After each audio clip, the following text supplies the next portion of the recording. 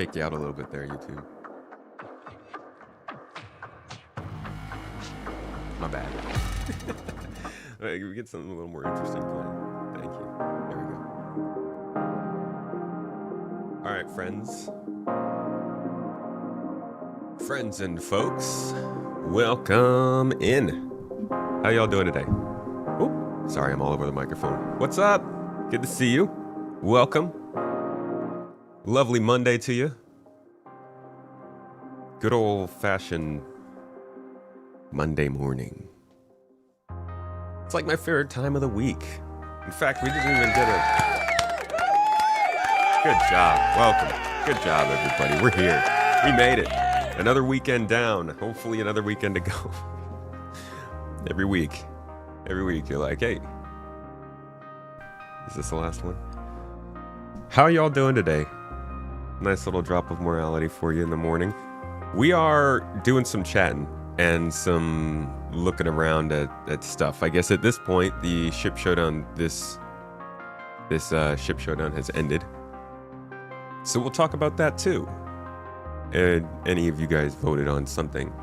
Because I missed a couple votes there.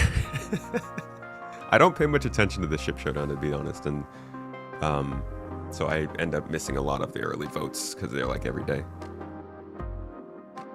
Welcome in Twitch, YouTube, Maddie Sully, Matt Sully, Fola, Mr. Captain Razor, good to see you. What the heck? That is, oh, I see. Waybreaker. No, I'm reading back. I've gotten all the way back into the last stream. How does that work? I'm gonna try and open it again. On to this side, Mr. Maverick. Good to see you, dude. How's your weekend going? How's the how the gaming? How is the gaming? How are the games? Nuclear Cowboy. Good to see you getting on that giveaway. More 1775, dude. You're old. Good for you, man. Congratulations. Space Guy. Good to see you, Vastin. Zombie Ninja. Zimba Ninja. Excuse me. Double E's. Bonius himself. Good to see you in chat again. I like that name. Pedro. M. Stone. Das Bully. Manuel. How was all your weekends? Brigadier. What's up, Brig? Top of the morning from the muddy bayou of South Louisiana. Oh my gosh. I've been down there before. You guys have like water living in your air. I guess we all do, but it's a little much down there. Welcome. Good to see you this lovely morning. Weekend was strong. Monday was pretty good. Solid. That's right. You're like all the way in the future in Tuesday now, huh? Just about. Almost. Maybe. Ooh, we've got potentially a slow weekend ahead of us, or a slow week ahead of us, Star Citizen wise. But I'll tell you what. Not only am I thinking about hopping in the game today, I am very, very seriously considering going down a little rabbit hole. I was coming across videos where we could look into like refueling and repair information. The last kind of times they've talked about it. And this is one of the last times they talked about it, and it's 4 years ago. And given the last Star Citizen Live, they came in and they told us that it was like not really coming anytime soon. I am wondering how much it's going to change from what they said. Oh, you know, what, 9 years into the project? You gotta laugh about it sometimes, you know. Hey, Lobu. How you doing? You just turned from night to day shift, so today you are a zombie ninja. Oh, that's rough, man. Is that a regular thing that you have to do every year or something, or are you just like decided to at this point? Just finished your vacation, Space Guy. Very nice. Now it's back to work lurking. Well, dude, we're happy to have you with us when you have the time. Thanks for joining. Pure Misery. Call sign Tango said the food is good and that's about it. Where is that? Oh, in Louisiana. Well, it's A bit unfortunate to know that you never get used to it then, huh? You feel certain your weekend was a couple days too short, Matt Sully? It always is, dude. Sunday is like... I had this terrible thing back when I worked my last job, where I had both Saturday and Sunday off. And so what would happen is I'd get home on Friday and just have a good time Friday, and then love Saturday, and then Sunday I would be like of the mindset of, oh no, it's Sunday, I have to go home tomorrow. And instead of enjoying my Sunday, I would I would dread that I was going to week the next day. Not a great way to live, but geez, does it not feel like sometimes it's the inner days of a weekend that really count? That's why I loved holiday breaks when I was a kid, man. Just talking to Mrs. Tomato the other day, I was like, when you were a kid, did you realize that adults don't get holiday breaks? They both had to sit there and remember back to the naive days. Good times. You feel, you love rabbit holes? Let's explore the full Warren. Yeah, dude, there's a lot of videos in Star Citizen Pass to get lost in. Kind of ups your saltiness, not gonna lie. Just want player rep tier 0. Right. Yeah. Any kind of reputation that would, like, I definitely thought reputation would matter more by now. That is a place where I am 100% wrong on my predictions as to how they'd move forward. Because they've basically not really moved forward, except outside of like reputation-based hostility, which I'm grateful is in the game. Oh man, but it's just a big bummer that it's not like actually making decisions in the game right now. Thaki and PK, thank you guys for the subs. PK's at that 20 months. 20 months, but it feels like I've known you all longer. Hell yeah, dude. Was Twitch the first place that we knew you? I thought you were in the org before that. I definitely feel like it's been more than 20 months. Toes.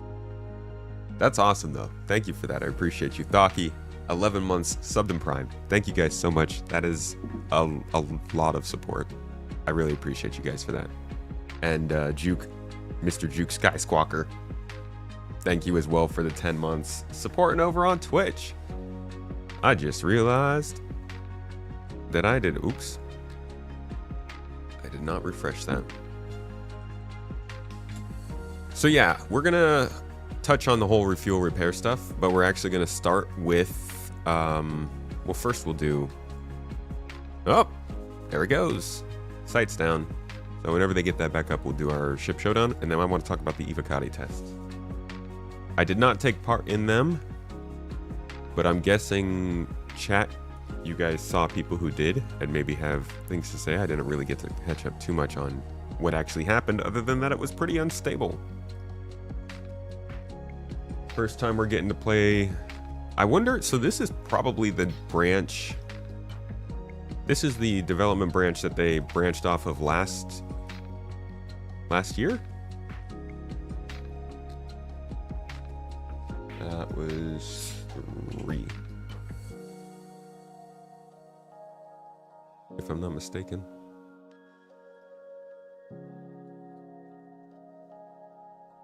Discord was November 2023. Okay. Damn, man. Time flies, dude. Let's see if we can reload this. Medieval Peasants has 152 days out of the year to have festivals and more. Bruh. But the medievals weren't really doing much.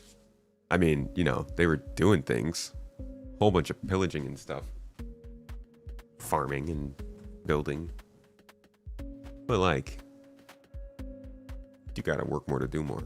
Except for now, when they're like, hey, AI can really make everything efficient. You're like, okay, cool. So we can work less. They're like, yeah, exactly. You lose the job. Not the kind of efficiency we were looking for. I did not play the playtest. No, unfortunately. Oh, look at this matchup. Now I'm I'm gonna put it out there. I do believe the Polaris is gonna win this whole thing, but I love the TAC. I really like the TAC. I don't even have one, but I would love to see the TAC get some skins. It looks freaking sick. Polaris is already pulling ahead by almost 2-1 votes though, so let's see where it goes. You gonna choose the TAC just out of spite? Proud of you, man. Proper Reddit energy. And you know what? I'd do it too. The Polaris is gonna sweep.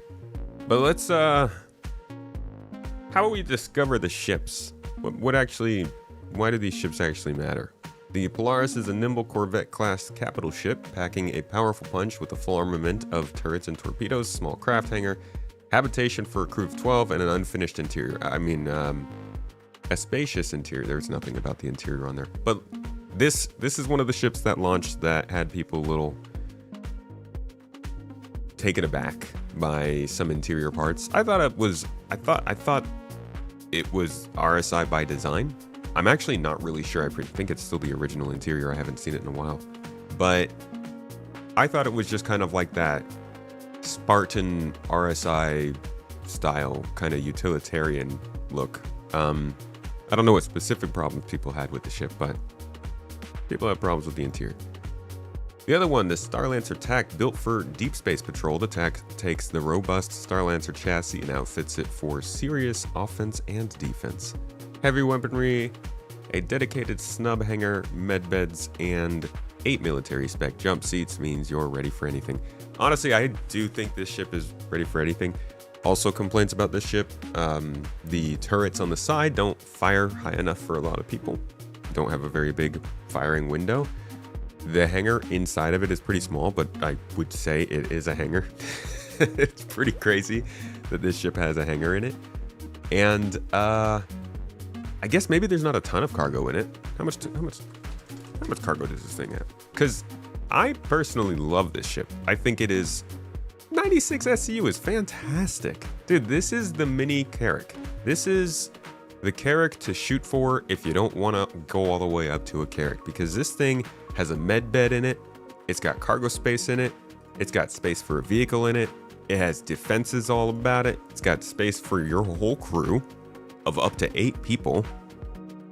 It's pretty simply laid out. It's just MISC style. It's a long hallway with some thrusters on the side. That's literally what they do with almost all of their ships.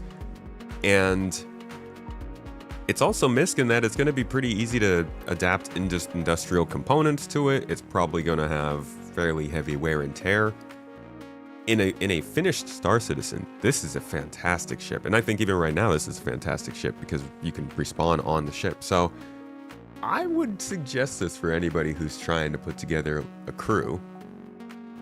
And it's much more within the area. Like, you can get to a Starlancer TAC much more easily. You can to a Polaris, and you can utilize it much better than you can utilize a Polaris, unless you're a popular person. You got a lot of people who want to gun your turrets. But I would expect the TAC, if this was based on, a realistic vote from the population, I would expect the TAC to take it away. Because it does make more sense for more players. But the Polaris is big and shiny, and it's about as new as the TAC. So be it.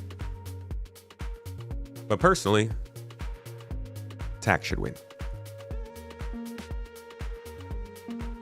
But Polaris? What's a but Polaris? Not just every Polaris? The TAC's major issue is the MFDs. The co-pilot can see the MFDs, but not the pilot.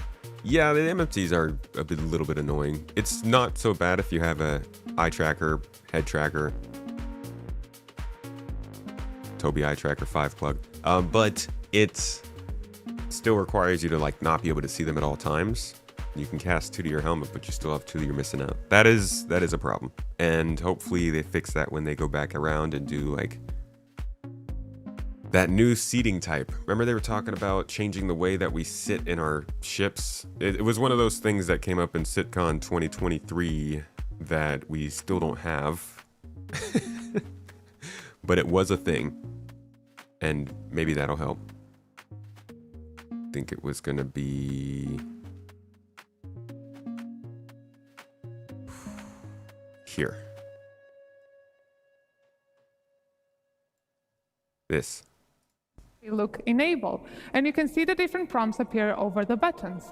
So let's get this show started and get your ship ready for flying. So Brent, if you could close the canopy so we don't go flying around with that open. Power our systems. Oh, look at that. Aegis combat assist. And finally turn our engines. Yeah, so you are now ready for flying. So we will be bringing all of this to all of our ships in our fleet. And that's all for me. So please join me in... There's a lot of clapping. Button pressing is exciting. So the sitting animation, I don't know. Maybe that... No, it still doesn't even look like it changes your seating position. So I don't know. Maybe they'll fix it. This was just a rabbit hole for no reason. Imagine not closing your hatch. Dude, imagine going into space without a helmet on. Polaris just needs an interior polish pass, which has been promised. Yeah, well, guess what doesn't? The TAC.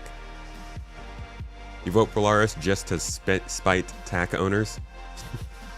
Now there's Reddit energy.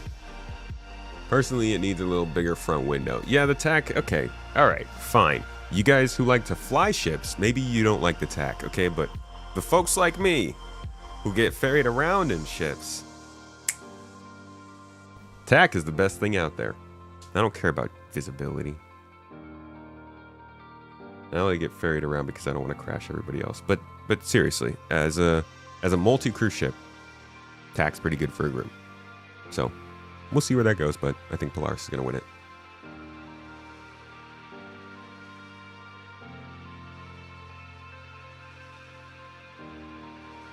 What's the score at now? Come on. Nah. It's not necessarily falling behind by too much, but it's also not necessarily keeping up. Alright. TAC is nice. We'll see if it gets better in September with medical revamp. Medical revamp. See now... You say something like that.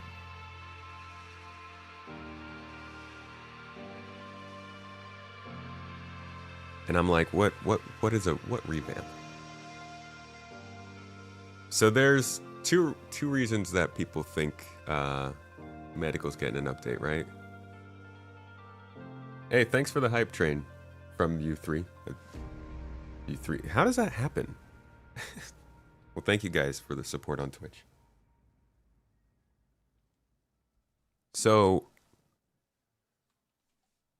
there was a what's it called? The heck is it called? Sneak peek.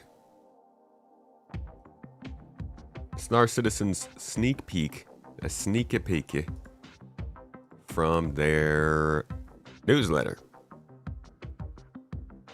They don't say anything about the sneak peek. They just put a little tagline on it. Dang, this thing's long. Just says, I need a recharge. You guys see that? So it just says, I need a recharge. And has this picture. Recharge status. I thought maybe it could be life support. Makes a lot more sense that it is something medical related. And these sneak peeks are generally whatever is coming up in the next, like the very next update. They sneak peek ships that are coming out. Sometimes they sneak peek locations like the mining claims, mining locations. And sometimes they sneak peek little objects that have to do with whatever's coming next. This is an imprint recharger. I don't know. But it is related to the fact that regeneration. Let me think. Where would that be under? Star Citizen regeneration lore? Regeneration is based on finite resources. So when you do regenerate or respawn, you use a goopy goop, as is being mentioned in the chat. Here it is. Biotic Corp Regen Serum. That's the street name. We generally go by the more scientific word of goop. Described as an advanced progenerative distillate used as a base material from which cells, issues, and organs can be bioprinted for use in regeneration. Now, it's not to say that this clearly does not have goop in it. There is probably goop in this. This is the gooper. Down here is the imprint of some sort. What's my...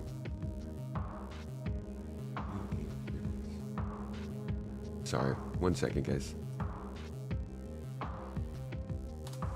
Down here is probably the imprint, right? The information, whatever it is that you're actually imprinted on that can be transported. It would be crazy if you could physicalize imprints.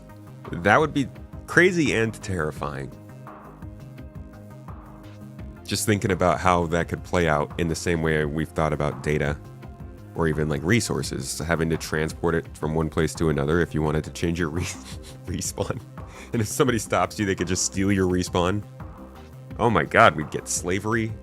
We would get torture. This game would take a complete turn.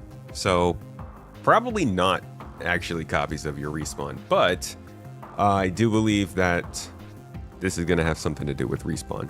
And I'm not really in the speculative mindset when it comes to regeneration or respawning or anything like that. I think the lore is pretty interesting. The idea is pretty cool. This is kind of like Death of a Spaceman kind of stuff. Like Altered Carbon. Well, that's how this system works, right? That's the best way to describe Star Citizen's respawn lore because... Or no. Yes. Kind of. No, I think I'm thinking of something else. But our Altered Carbon was cool, and it has a very good system. It's kind of like that in the sense that you have your own version of yourself that's living off in the side. Is there paint? Do I have Microsoft Paint here? Maybe I can draw this. I'm not a very good drawer. I actually don't know if I can put this into picture format. But let's say like, this is you. You're a little squiggly. Can it get bigger than that? Is it like a larger size brush?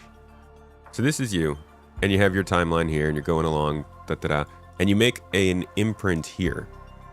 Even if you are living off in this life over here and doing all this stuff, technically, you're still imprinted right here. So you'd have to make another imprint for the things that you went through, like your the injuries that you get. You still age. You can't go back and age. You just... Actually, that is a really good point. Do you age? I need somebody smarter than me to explain this. Because if you don't age, then that does mean you go all the way back to the last time you imprinted. But if you do age, how does it know how to regenerate you as your older self? Man. I shouldn't have been going over this in the morning. Let me go back to an imprint. Let's define an imprint here. The term for a complete and holistic bioscan of an individual that not only creates a record of one's DNA, but also their memories, thoughts, and personality. That's like Altered Carbon, right? It's a snapshot of who you are. While imprints can be transferred between spheres without loss, only one copy of an imprint can exist at the same time. Updating an imprint will override all previous imprints. So that doesn't really talk about the idea of what happens as you age. But I guess it's sort of like in the altars. In the altars, you basically can pick somebody out of your timeline of what would be happening. It's almost more of a time travel thing than it is a cloning thing, because you're picking a different reality from your potential timeline, your potential life lifespan. So it's kind of like what this would be doing, no? Yeah, man, I'm pretty sure I created a video on this that probably explains it better than I am right now.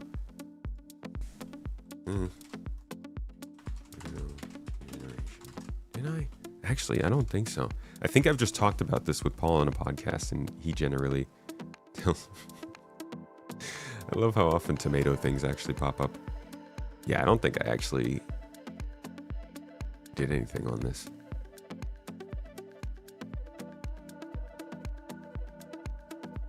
I gotta get educated on regeneration at some point. Our imprints are linked via a link through quantum linking. This, I believe, comes with the alien tech that humans altered the tech from. You're right, it's the Van Duel stuff. Pretty sure they even mentioned that here. History. Here we go. Yeah. The end result of years of research and the creation of advanced xenomorphic materials inspired by the captured Van Duel technology, the innovative Ibrahim sphere allows for complete biogenetic imprints to be made of a person.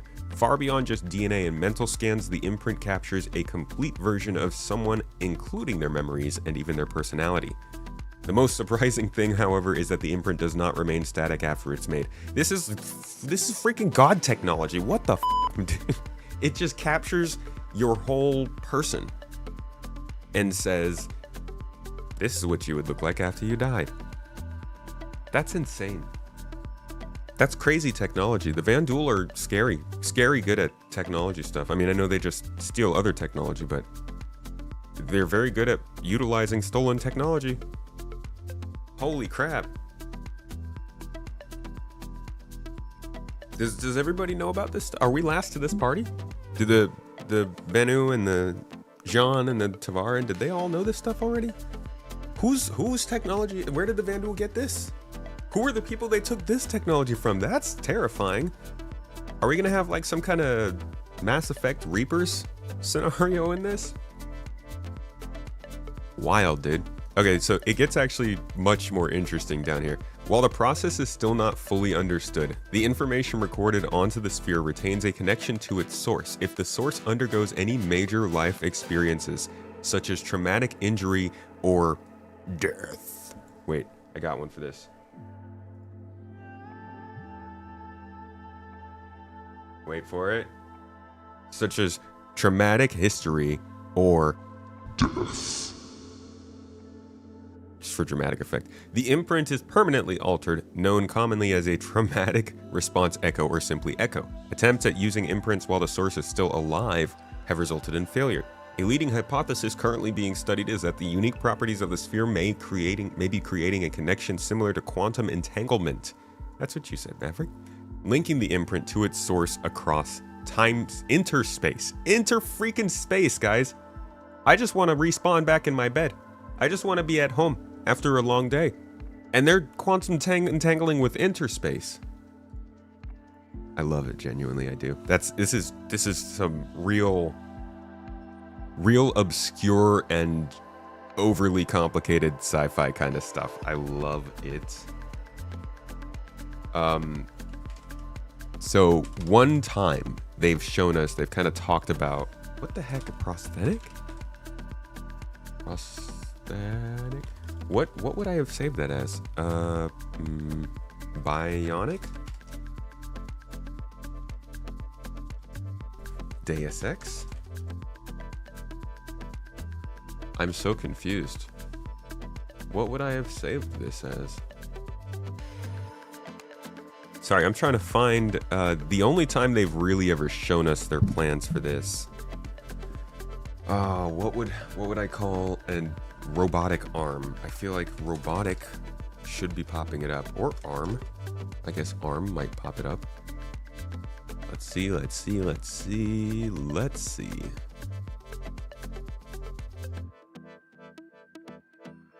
Man, you'd think an NVMe drive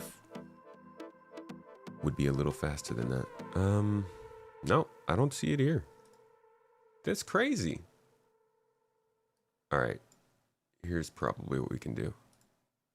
Do want to show you guys the arms. A lot of you have already seen these a lot of times. Probably in art And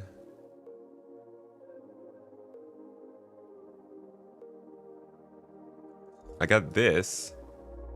It's a robotic leg that they were working on. This one was for Recco Battaglia. But the idea of having replacement arms is already known. In fact, I want to say that they have it on the roadmap.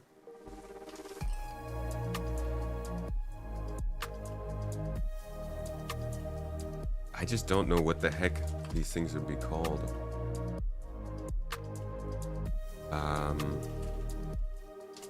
Regen? No. No. Medical? Actor status T2. Here we go. Cybernetic, that's the word. Okay, I'm gonna go back and search cybernetic. We'll probably find it. But actor status T2 is something they put 29 weeks of work on at one point, and just kind of put away for a little while. I think because the things that are included in this are things that will both A, need a lot more features to be functional, but B, also annoy a lot of players if there aren't reasons for them to exist. It reads, actor status tier 2 looks at a variety of new elements such as hygiene, NPC status tracking, multiple bytes, DNA integrity, medical insurance, cybernetic limbs, and cloning. Sounds a little bit like what we're moving towards, huh? Actor status T2, if they could pull a fast one and unveil actor status T2 with the Apollo and a change to regeneration and respawning and all that stuff, I would be genuinely boggled of the mind. I don't think that's going to happen. But it seems that maybe we are moving towards a reality where they're considering all this stuff. Now, if I do go back and search for cybernetics. Oh. Hold on, this is not the full folder, is it? All right, let's see. There's no reason why I wouldn't have them.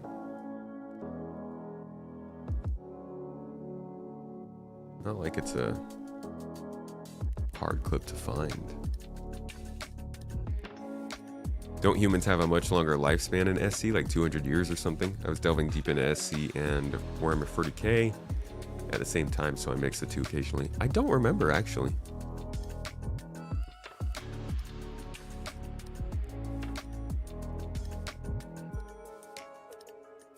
You want to chrome yourself out like me? Just started playing SC 4 days ago. Wanted to say your content has been a real help. I love the passion and undoubted knowledge you have for the game. Subbed. Hey, Mr. Chewy, thank you for dropping by. Glad you like the videos. And I'm glad they help. I keep wanting to get back more to like guide work and stuff to help out with that, with people getting started in the game. But I'm glad that the current style of videos also help. Thanks for joining up. Thanks for subbing. Welcome to the garden, dude. So here's the video I was looking for. This is a set of cybernetics that they were considering in terms of concept art that they were going to give us the ability to get. So let's go back to the regeneration real quick. The idea is that, where is the idea? Did I leave it behind? Let's open it again. So the idea is that you have these echoes. And when you get these echoes, they can leave the actual damage left in your body. So the psychological impact of these traumatic events that occur when you die can sometimes be strong enough to permanently alter the imprint. For example, if a person's legs are crushed prior to death, there's a possibility that an echo will be created that will alter the imprint so that the individual's legs are no longer functional. Echoes are the reason why patients may regenerate bearing the scars and wounds of how they died, and why only one copy of a person can exist at a time. Regeneration itself also creates echoes, and over time, an individual imprint will degrade and become less viable. That imprint viability score is likely what they're going to use to tie into the whole Death of a Spaceman mechanic. The idea that you can only live, you can only have your character working for as long as that score works. There will be ways to add back to this score. They've already confirmed that somewhere in here. There will be ways to slow the degradation of this score down.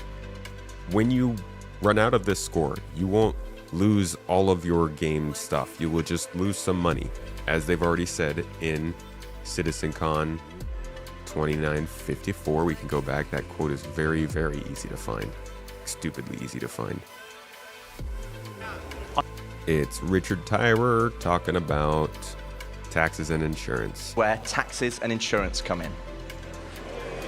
Check it out. You could find this one almost down to the second.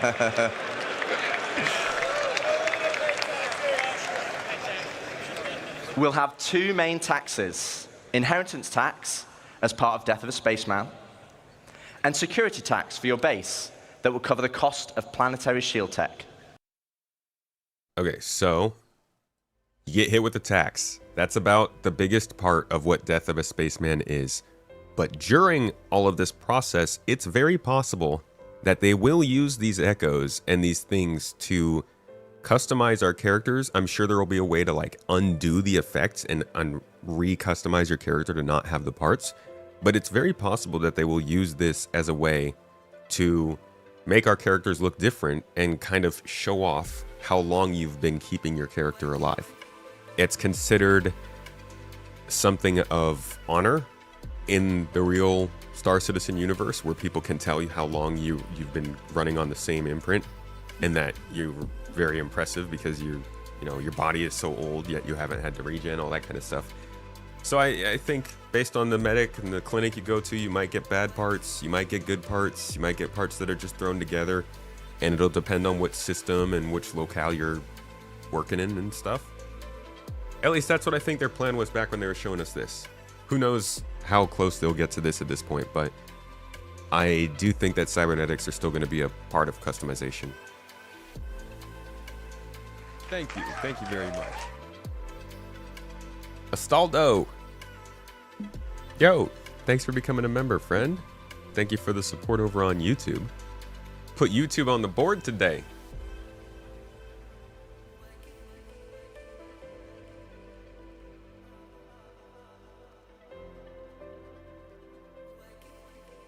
We'll keep in mind, as know nothing of orgs yet. Maybe once you've learned the game more, you'll jump into that. Yeah, man. No rush. Take it at your pace. Star Citizen can be pretty fun solo. Pretty dang fun solo. So yeah, that's a long rabbit hole that we went on just because this picture has some regeneration stuff in it. Still not entirely sure what this machine specifically does, but it does seem to be linked in some way to that. I don't think this means that they're making big steps forward with Death of a Spaceman or medical gameplay at all in September. But it does seem like they're working towards it, as they are working towards a lot of other things that are 1.0 related. So yeah. Taxes are so exciting, just like in real life. Yay! Dude, I love cheering for taxes. Hooray!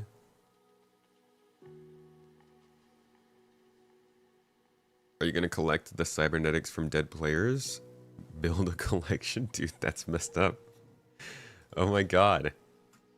It took the whole of 5 minutes for that suggestion to come up. Hey, how's this doing? Let's check in on this again.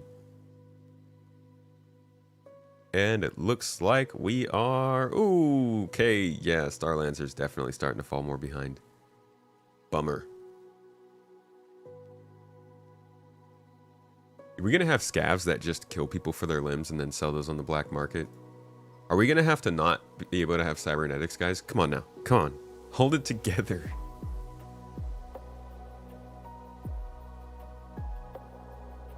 Miss Jared say they were going to announce medical play changes. Did he say they were going to announce medical gameplay changes?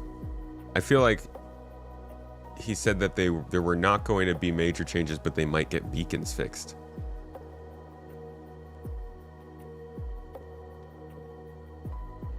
Since Squadron 42 has been in cleanup for going on 3 years, you think they may drop it first quarter of 26 to get ahead of GTA?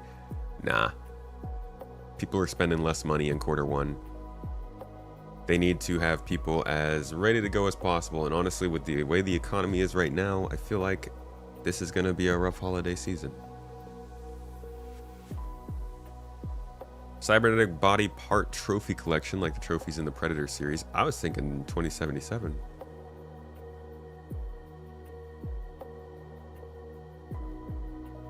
At the end of SCL. Said medical was going to get a little bit of an update in the last SCL. Okay. All right. Let me go get that again. Don't know. Maybe I did hear that and like new inventory system.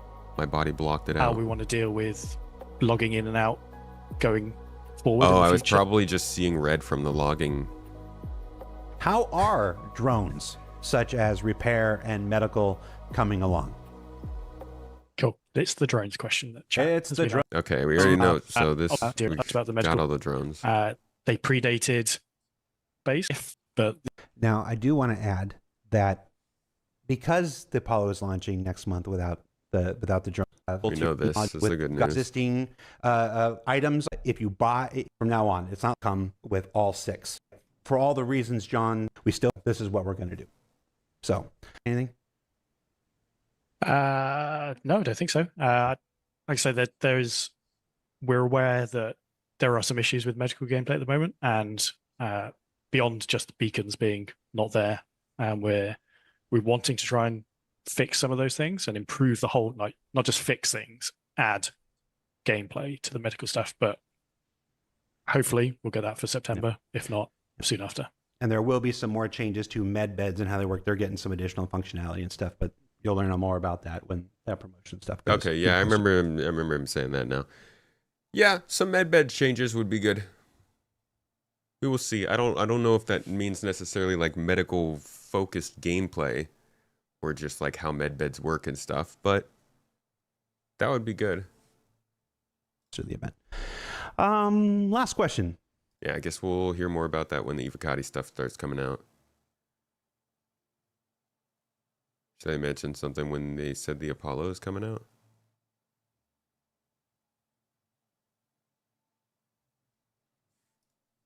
What's up, Paolo? How's it going, man?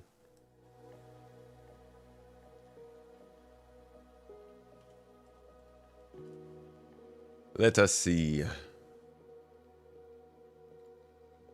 Or 2 modules for the Retaliator. In terms of feature-wise, it's there. It's working as much as we need it to work for ships such as the Apollo, which I'll say now is coming out next month with all of its modules, so all 6 modules. So it has the left and right tier 1, 2, 3 modules, so you can mix and match between them all. There might be some ships that I can't think of in the back of my mind that have a feature inside their modules that doesn't work yet. But if that's the case, we're probably not working on those ships anyway. But yeah, it's modularity as a feature works. Yeah. It's technically 6 modules, but it's 2. It's the left and right with a tier 1 bed, a left and right with the tier 2 with 2 tier 2 beds, and a left and right with 3 tier 3 beds. Yeah. So it is technically. I still get confused by the tiers. It's the wrong way around in my head. It is. We do everything in Star Citizen is generally tier Okay. 1 is.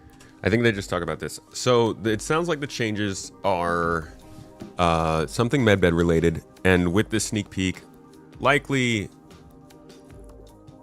recharging and making sure medbeds are kept full and ready to go. This is probably going to be next to all medbeds except for ones in hospitals, which will be kept stocked by the hospital. So limiting resources or limiting respawns in remote locations. Now, there's a lot of considerations there. This is kind of going back towards how the game used to work. When if you died, you would just get sent back to the hab, wherever you set as your home. And we didn't have like hospitals and med stations all this time. So this sort of gets back to the point where you are more likely to go back to your hospital, which I guess is still a thing in Star Citizen, since it's sometimes pretty not great at tracking where you're supposed to be respawning. But I guess this also means that now people who have med beds are going to need to focus on maintaining the resources for those med beds in order to stay productive. But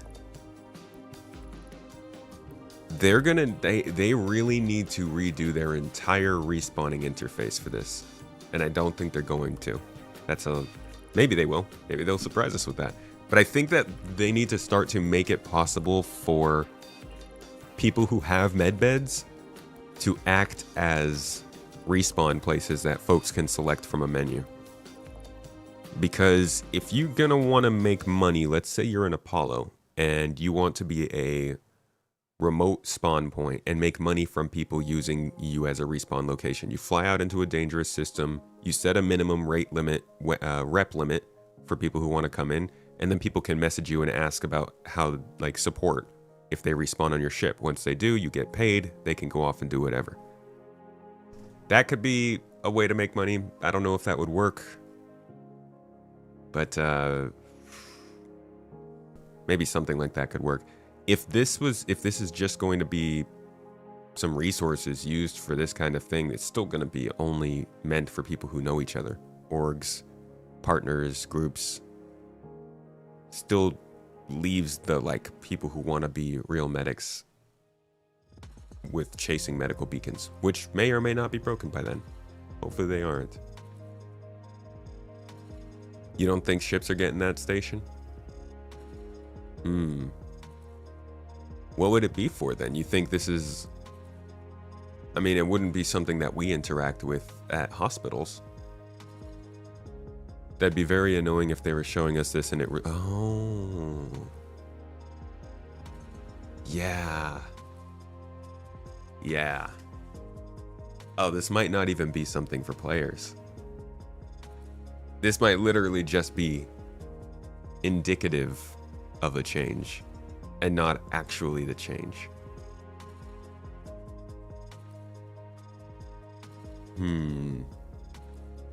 Like, this is a prop.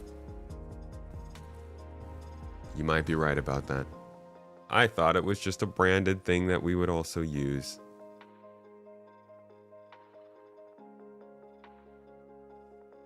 $42.20. Let's see. Go. But we will have more information about medical gameplay and the future of medical game. Oh. Tormented medical players unfortunately won't be addressed when they come back. This is just about restoring their functionality that they had a month ago. But we will have more information about medical gameplay and the future of medical gameplay and stuff to go along with the Apollo when that launches, as John said. Yeah, I think what they mean there is that they will have the information to go along with the Apollo, not necessarily the gameplay itself. It's almost like when they released the Apollo initially, that was the first time they delivered medical gameplay. You can actually go back and... Oops, Stat Citizen. You can go back and find their initial post about it. I think, is it this?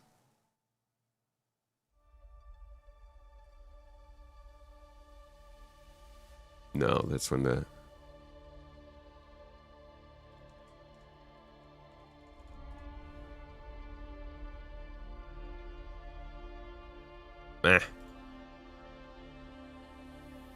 Turns out I can't find it. When they initially released the... oh, here it is. This is what came out when they released the Apollo concepts. And they actually laid out how medical gameplay was supposed to work. But it didn't actually work like that yet. This was just kind of like, here's what medical's going to be. I think they're going to do that when they release the Apollo into the game as well. Because they got to get that stuff down. They're moving towards 1.0. Yeah, I saw the Brentworth. Next location for the regen crisis, they'll probably have them for each of the hospitals. Maybe. Maybe they're pointing at Microtech specifically. So you want to be able to send your imprint somewhere else. Guessing that wasn't for me.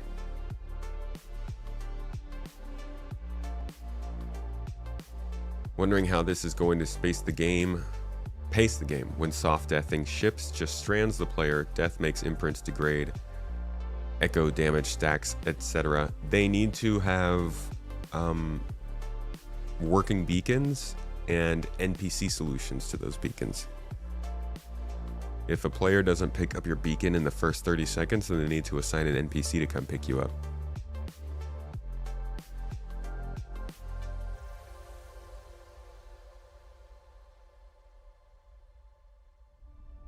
Could also see it in some data running loops. 12 months or so, certified gumbo. What's 12 months? Oh, the features from 23. I think they're making a cap on bed respawns until the unit is recharged. That could be it. What would the benefit of having either one of the 2 Apollo ships in the game if drones aren't used long term? Multiple bed possibilities. If you can monetize the ability to respawn, or if you can monetize medical beds in general, then the Apollo is going to be a really valuable ship. No other ship can get that small and have that amount of beds on there.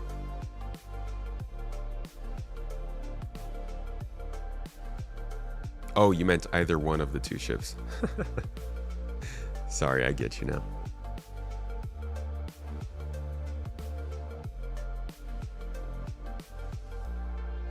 You were talking about selecting from a list of spawn locations. Oh.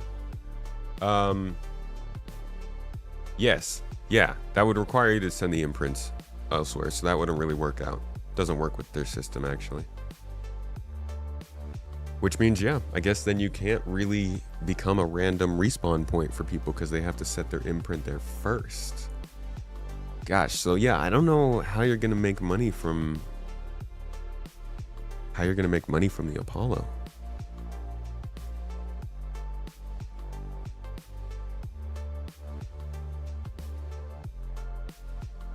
Does it require content to be done for those who are stranded? Yes, absolutely. You need base building and crafting and stuff.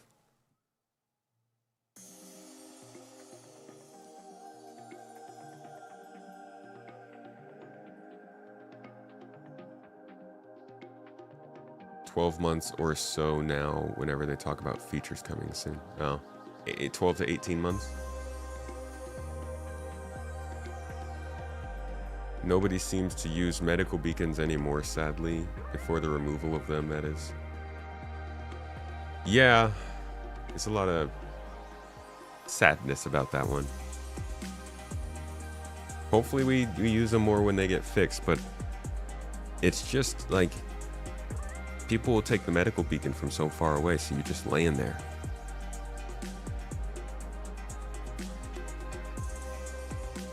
Is this an old page? Yes, this is an old page. This came out in 2018.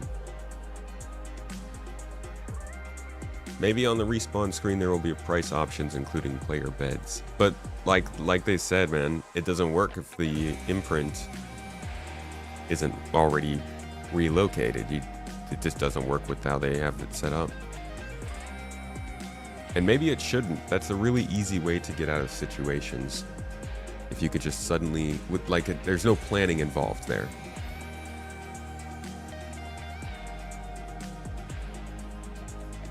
With item recovery tier 0, nobody bothers waiting. Yeah. People are using medical beacons to lure in people to attack them. Hey! You know, I bet reputation might help with that. Yeah. How cool would that be? Like, I don't know, some kind of system that holds everyone accountable for the things they've done? Don't know what word you would use to describe that. All right, let's talk about the playtest. The first EPTU of 2025. We did it, folks. We're here. We're here. Good job, everybody. Bring it in. God damn. We did it. It is the year of EPTU finally. Let's hope that we see several more of these for different things throughout the year. But we have finally seen a Evocati Tech Preview, Vulkan and AI behavior integrations. Am I allowed to have this on the screen? I know I can't show the video itself, or the patch itself, but like the patch notes, those are cool, right? I don't even know. Actually, no, I'm scared. They're gonna break down my door now. What it included was, yeah, notes and talking about the builds are completely fine, but no streaming or sharing videos, content, audio, files from the game. From the game, they say. So, the EPTU updates, rather patch, are for Vulkan and AI behavior integrations. We covered both of these in fairly in-depth videos earlier, I think last month, maybe? Back when we first heard this was going to start happening. It might have been earlier this month. But the plan was to run a 4-hour tech preview for Evocati testers. That is a smaller NDA-covered focus group of testing. Generally, the generally followed logic there is that they don't want these kinds of tests to be used as footage representing the whole game, because things are pretty rough when they're still in Evocati's phase. So they wanted to run this for 4 hours. I heard that it was so unstable it only ran for 2, hence they did not put these out to the public. The main focus here was to test out FPS AI and to test out the Vulkan improvements from the new branch of development that they've had. Now, we heard from Ali Brown, who is kind of running a lot of the advancements in Vulkan and the rendering engine overall in Star Citizen, that they haven't actually branched out, or rather, they haven't integrated their own branch of Star Citizen since before the year began, I believe. Might be able to find that. Might take me a cool minute, but I do believe we can find where Ali said that. It was probably 2 months ago now, I want to say. Maybe 1 month, 1.5 months ago. It was where we actually did a whole bunch of coverage on Planet Tech V5, because that was a pretty nice, solid update he gave on that. Alright, we are a whole 2 months back now. Here we go. Any updates about Vulkan? Alright, I believe it was this thread.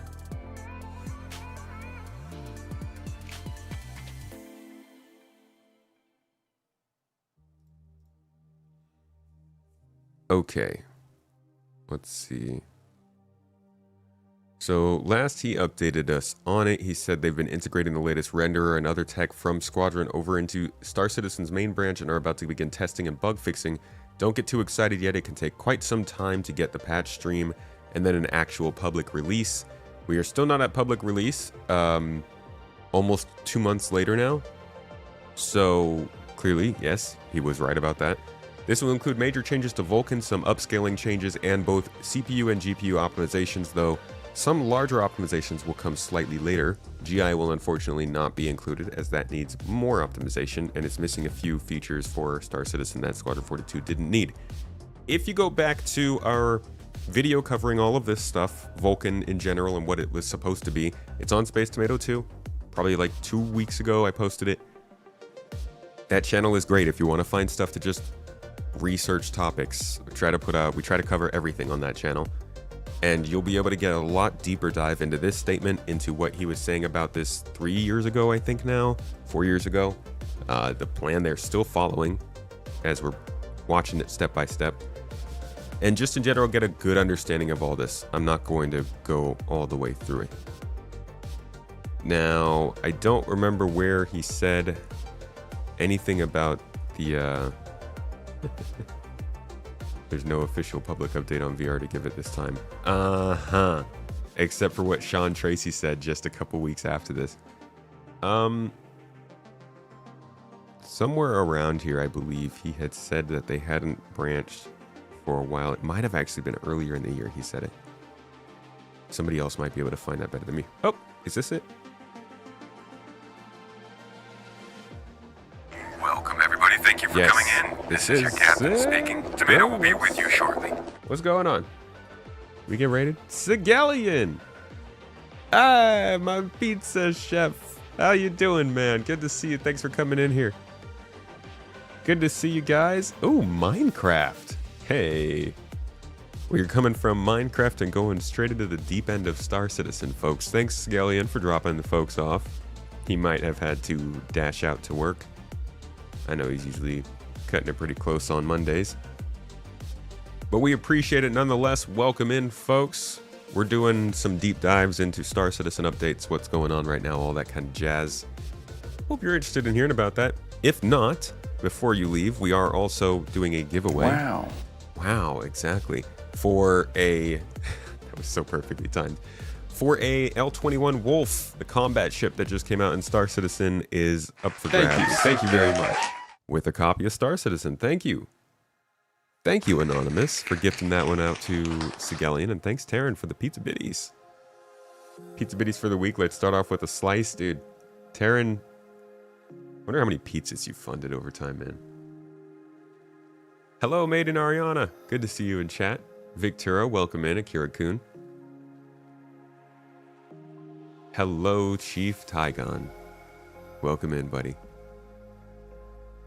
So, this was in February.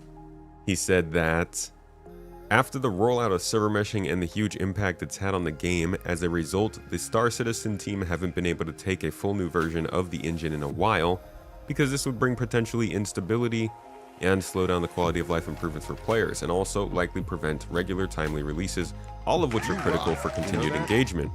But the Squadron 42 team have been road testing Vulkan along with HDR and multi-threaded rendering, so hopefully most of the kinks are ironed out by the time they reach Star Citizen, though I won't be able to predict when exactly that will be. So, from this post, it is very possible to imply, it might not be completely true, I might be getting an implication from this that I shouldn't be, but it does seem like up until they are ready to drop Vulkan into the game, they did not do an update to the game engine in Star Citizen overall. So whatever it is that they put together for this first Vulkan update, it sounds like they were testing on 4.2.1 build in the EPTU. I'm not really sure what the business is with that, but when they do the update, it might actually be a pretty significant new code base for the game. Could be a time of more instability. Fola, my man. Thank you. Thank you. Thank you for dropping 10 members on YouTube, dude. That is that's a Toes Gang move. Thank you very much. Getting us started off for the day. No, I still don't know what the numbers on your name is. 312. Mr. 10. Thanks, my man. Hope you're having a good day. Thank you very much. Okay, shut up. We've said thank you enough, guys. Relax. Don't do it again. Thank you very much. What did I say? Toes. Yeah, if you just got a membership from Fola, ooh, I do not have the new member exclusive video out yet, but in about 5 to 6 days, I should have a new one for you. Make sure to check it out. I think it'll be interesting. I think you might like it. And thank you for the support, my dude. Hilke. Don't forget your Primes chat. Thank you for the Prime sub. 5 months going on, dude. Appreciate your support here. Thanks for keeping things going. So, as far as the Vulkan updates are concerned, it could be a very unstable thing to add to the game at this point. Kind of falls in line with how the test itself went.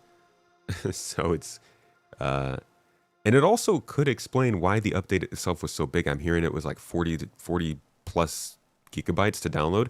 Could be just a really large part of the game is being refreshed here, and we will have to dig through the pain of that, but we might also see some solid benefits from it. Now, what they say here in the notes is that graphics and engine optimizations are coming from Squadron 42. The game should just be more performant in certain situations. Keep an eye out for performance comparisons to the current 4.2.1 live. That doesn't exist anymore. But They do think the performance will make a rise here. Obviously not the performance that we got, but something kind of similar. There's a giveaway at the moment. Indeed, exclamation point giveaway will make the link pop up for you. Chance to win an L21 Wolf from Kruger, plus a copy of Star Citizen. Hello, Gene Cavalcante. Kimchi, welcome in. I've been thinking lately about how annoying the two projects are. 10 years after I kickstarted, I assumed Squadron 42 was in the PU. I would like to take this assumption into final form and see any ideas that have to follow that solo game need to be time skipped and put into the PU. Welcome, everybody. Thank you as for per the coming in. 1.0 This is your suggested captain at speaking. Tomato will be with you shortly. 29:54. Did we just get raided again? Brother. Yo, Super Mac. First of all, Sissus, thank you for the Prime sub. 8 months support in the channel. Appreciate you. You keeping things going, keeping things fun, juicy, and gardeny. Planting some tomato. Ow! Plant. My elbow. Planting some tomatoes for you out here, brother. Thank you for the support. Kemi, good to see you, my dude. Raygun JP, welcome in, guys. Spader Elite. How y'all doing, Realm Drifter? Not Rem Drifter. That could be a little dirty. And you're also over on YouTube. You didn't come with the raid. You've been out here. AG Sharp, good to see you. Welcome in, folks. 07s. Was just about to answer a question about Squadron 42. You would like to take this assumption into final form and say any ideas they have to follow that solo game need to be put into the PU. I think it's better as a standalone game. I think it's really gonna, like, because you can't really, they're gonna have to instance the entire game if it's in the PU. It wouldn't make sense to do it otherwise. You might as well have it as its own game. How am I, Kemi? How am I, dude? I'm great. It's Monday. We had a pretty good weekend. We're still here back at home. I am so happy to be here. Toes Gang is strong. We're popping off on stream this lovely Monday morning. It's a good time, you know? There it is. Hold on, let me give you the real one. DJ Khaled. That's true, that is the real one. We the best! So yeah, we're partying. It's good times, man. How are you doing? SC and Triumph shirt. Oh yeah, huh? I have a lot of Triumph shirts.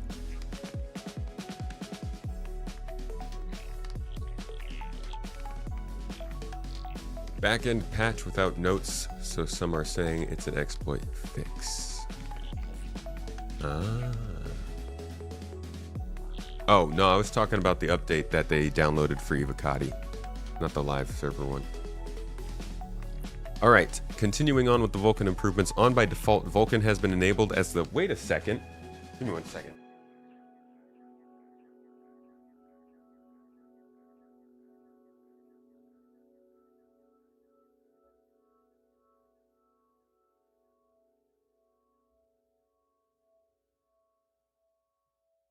Thank you. Thank you very much.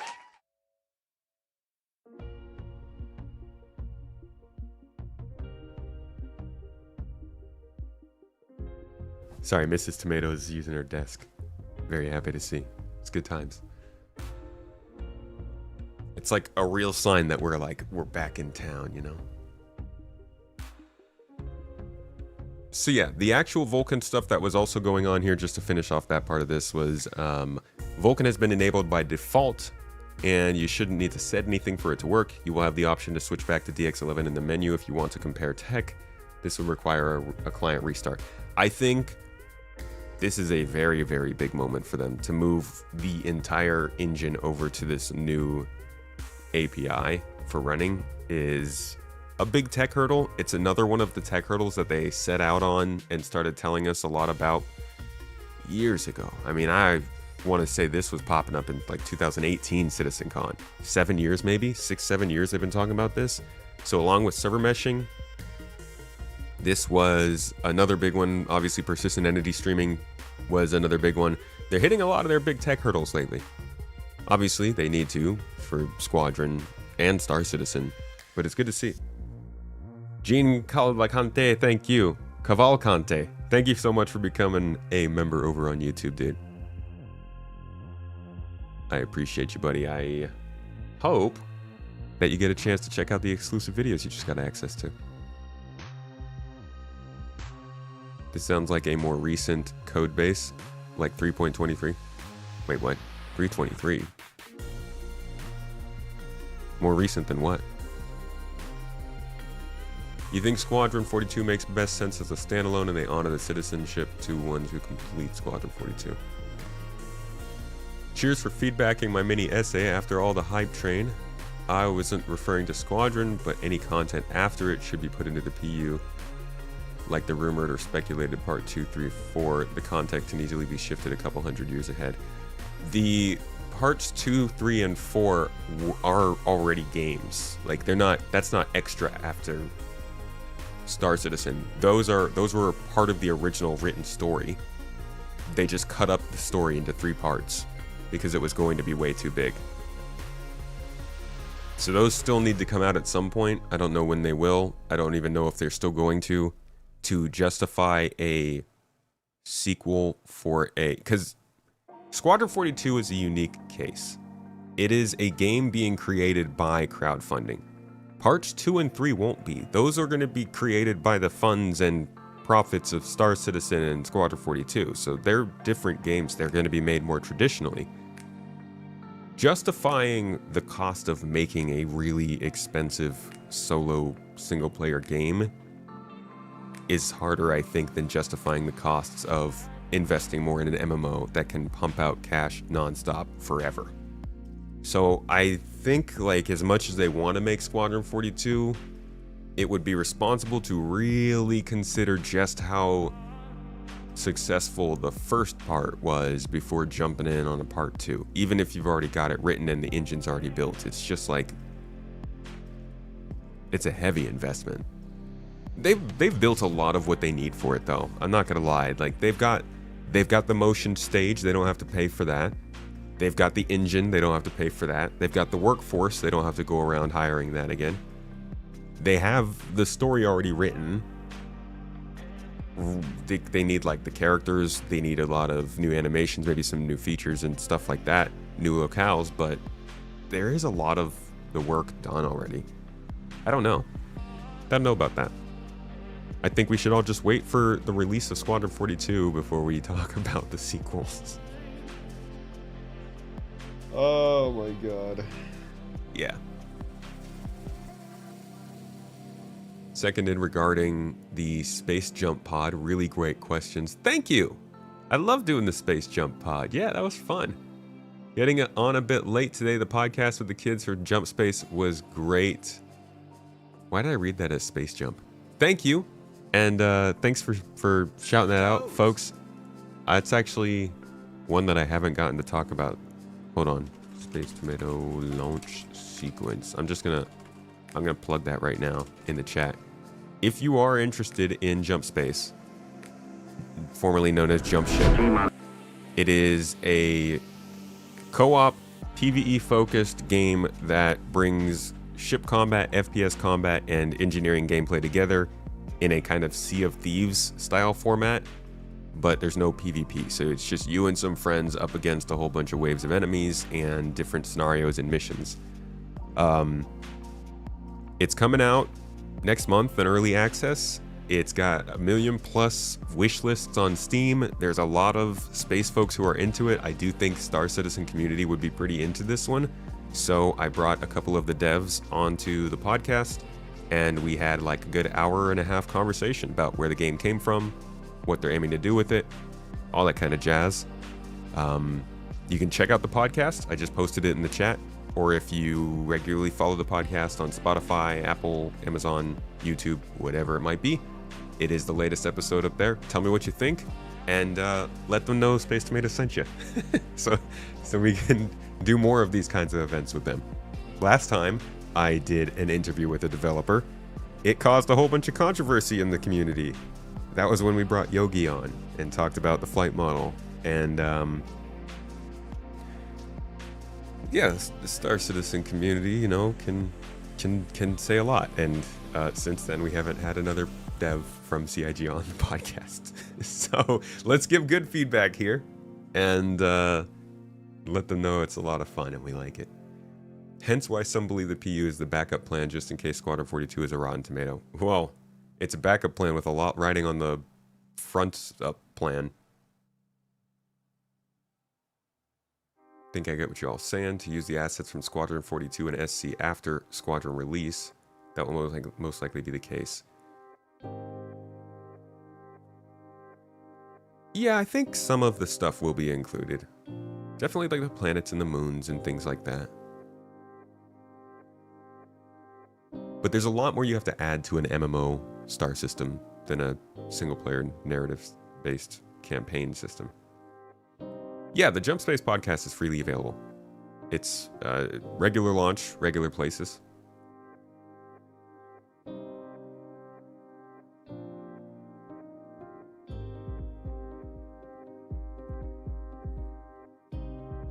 It will be cool, though, to see what does make it into Star Citizen when we reach that moment. Let's get back to these updates. I'm still trying to get through this. Got a lot to cut out here. AI behavior improvements integration was also part of this EPTU test. They say there is now a more consistent and complete first reaction implementation. This is how AI first responds to perception information like vision, hearing, radar, and other events, depending on time and event strength, dependent on how far away the audio or visual event was. This also includes, very interestingly, local sounds. So if you are sneaking up on somebody, and you know this is common in stealth games, but it's not really something that I get to hear about actually developed for games that are more shooter based.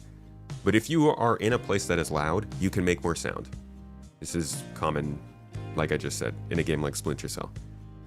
If you are in a place that's quiet, you have to be more quiet. And they're supposedly making it so that the NPCs notice this and we can have more in-depth stealth gameplay. So like if you're sneaking around in an Idris and you're infiltrating like an NPC controlled Idris, you wait for a ship to start its engines up and then you can more easily sneak past NPCs, stuff like that.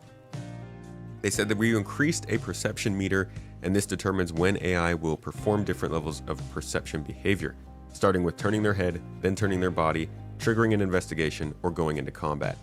This is all supported by animations to show a different silhouette when switching between the animations behaviors, whilst remaining responsive to the actions of the players. So if they hear you, they might go, huh.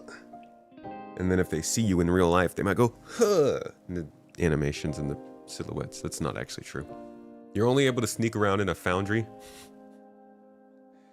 That's genuinely how I play stealth games a lot of times.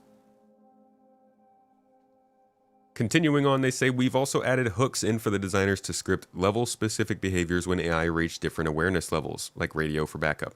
Our tactics, such as Defender, Strafer, and Pusher, have all had major overhauls to be more distinct, whilst allowing customization of response through different traits that allow the designers to set up the preferences for AIs to use cover. That's an easy one to find. We've seen almost all this stuff get developed in real time throughout the years. I can show you some of the videos here.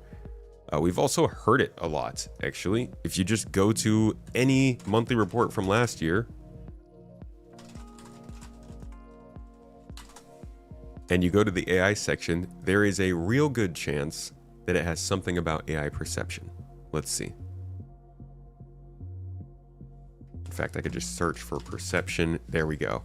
The AI team added a significant piece of new functionality. This enables perception data to be shared between AI within the same group, giving the designers more control over how NPCs are brought into fights and how they work together. For this, the team added a variety of entity changes, including AI group entity, AI group entity component, AI group entity, on friendly call to arms heard.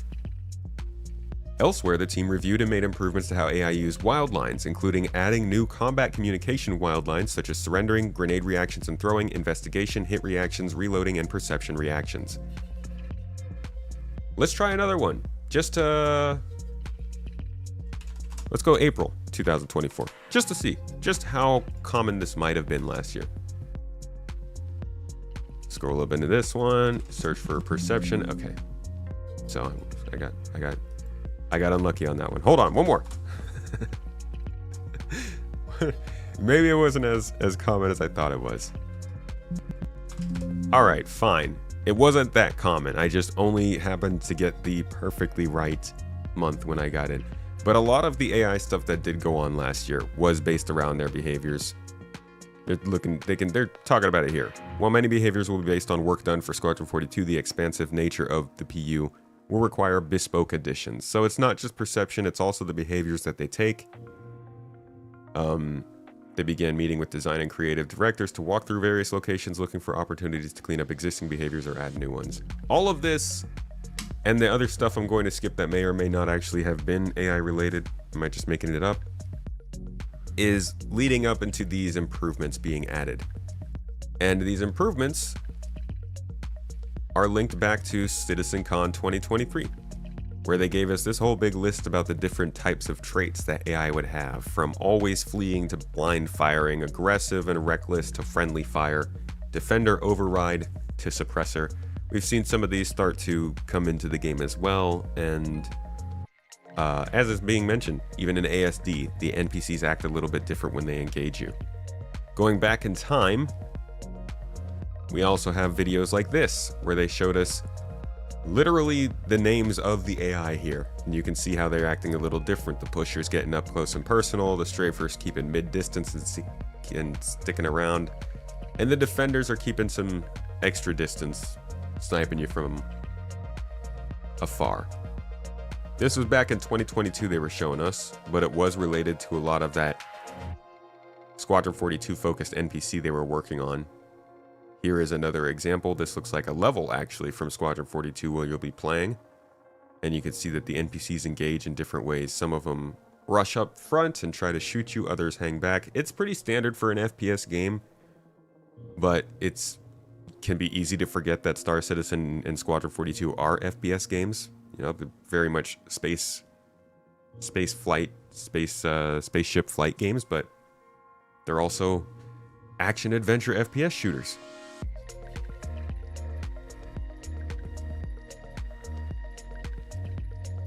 And I know, I don't know about all of you, but I've definitely felt the AI become more engaging over the last year. The dev aim. Dude, poor Rich when he was playing the Squadron 42 stuff on stage and just getting knocked over by the Vandal over and over. Aye. Alright, what else is continued in these AI improvements? Cover usage has been improved, including better support for switching body direction, which way is faced when in cover. And the addition of cover reactions, animations used to provide responsive feedback when the player compromises an AI's cover by moving around to strafe them. And they will no longer continue blindly firing as if a player has done nothing. Oh god. Hello, Ferenctoka? Anything exciting earlier? I jumped up out of my chair. Got my heart pumping. You've been having some crazy AI sniping in Onyx? Yeah, dude, when you get to the last section of engineering, whew, they're rough, dude. Our large part of the combat tactic work has been adjusted. Our TPS, otherwise known as tactical position queries, used to determine what cover and non-cover positions to use across each of the different tactics, with specific queries for each one, a better understanding of what is required, and fallback cases for when no perfect cover or position is available. All of the combat behavior has had a lot of work put into integrating other behaviors in the combat we like, or with combat. Be this interesting way to say it. Ammo management, choosing when to move to cover to reload, pick up ammo from ammo crates, switch to sidearms when moving. We've seen that plenty. I think we've seen that all the way back here. This is like, I don't even know if I have that video. Downstate reactions, beverage, development. Yeah, that would have been around this time though. 2022-ish. 2021. They were showing us how NPCs would be looking for ammo from ammo crates. Grenade throwing to draw out a target when unreachable. This works more consistently. There are built-in timeouts to space grenade usage across a group. Grenade collision improvements and implementing functionality to explode a grenade if it's dropped, if the AI is shot whilst throwing. Medic behavior, ensuring the animation flows for medics work more consistently across reviving and healing. Now that one definitely we know that one well. That's this guy. They do this a lot. Funny enough, I've never actually seen an NPC get another NPC up. I always just see them trying to before I kill them. It's a little rude. Weapon improvements. Support for more firing modes to allow the AI to use new weapons. Use them weapons, boy. Beam and dynamic conditions, including weapons that overheat. Also, a general overhaul of the AI weapon interface to simplify and unify response. Improvements to aiming to support the target being partially behind cover. So, generally, this is just like competent AI update. And the AI hasn't been bad lately. It's actually, since server meshing, performed fairly well. And I would say definitely the pyro outposts are one place where they never seem to work, and that needs to be figured out. But otherwise, across the game, they've become a lot better at being threatening, telling us where they are, acting as a group, fighting in different scenarios. So I'm glad to see that there's another AI update coming to them from Squadron 42. I hope we see another one after this, to be honest. I would want these AI to actually be very good because they need to be very competent outside of combat for this game. It's great that we're seeing some stuff come over from Squadron 42. We have been waiting for it for 2 years. I'm glad it's actually happening. And I hope that it has a very noticeable difference when it does hit, but it sounds like it hasn't been able to be tested all that much just yet because the stability was so low. The 4-hour playtest was actually only 2 hours, and most people didn't get to experience AI combat.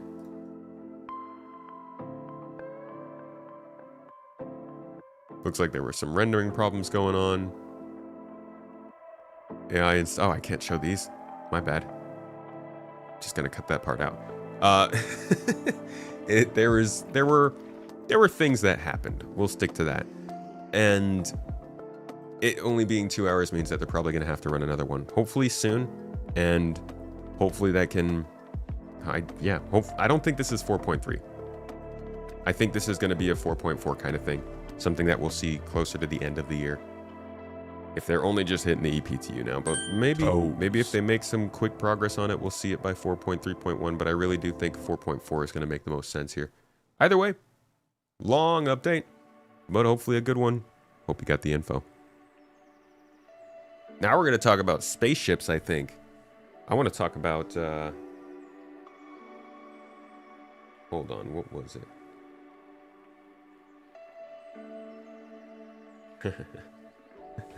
The Vulcan. Space Marine, thank you for the Prime sub, dude. Appreciate your support at 23 months. Man, almost 2 years. Honestly, it's pretty wild. I did not think that this stream would even go for 2 years when we first started it. Happy duty. Happy duty? That's not the word. Howdy duty. Happy duty is a whole different vibe.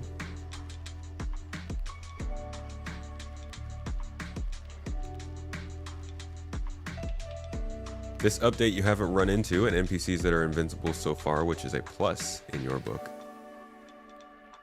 Are the emails for the Idris sent out yet? I do not know. They've been talking about the AI deterministic algorithms for a few years now, if I remember correctly. It's been an inventory and pathing issue. A lot of perception stuff they've been doing. Reactions to different things.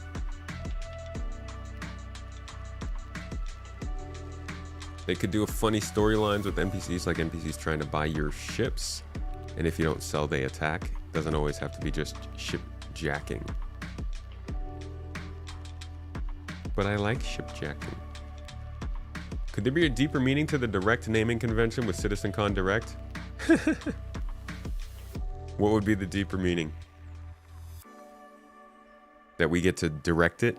It's Star Citizen, choose your own adventure. CitizenCon, Flip to page 26. And it's just Chris standing there saying, "It'll be ready when it's ready."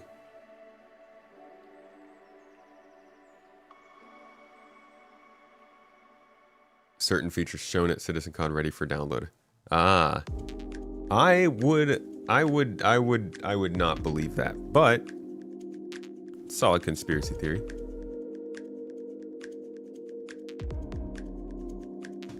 Direct to DVD.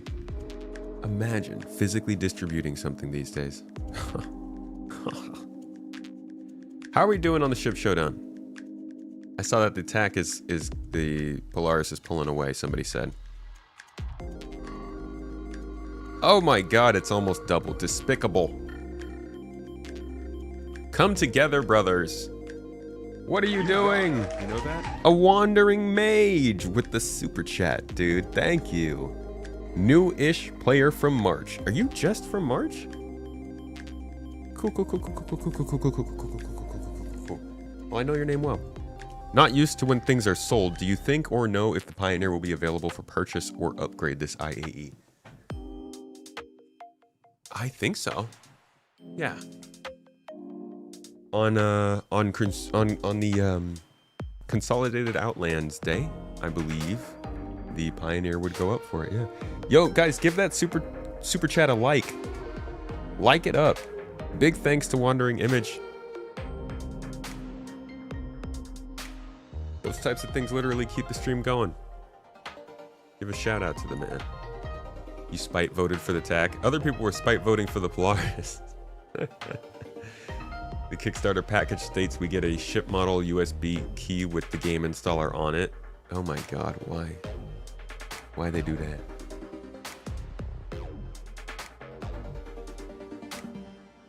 On CO Day it is up for sale. Can't remember if it is limited or not. They probably don't need to limit that one. It's like the most significant base builder in the game. I think a lot of people are gonna...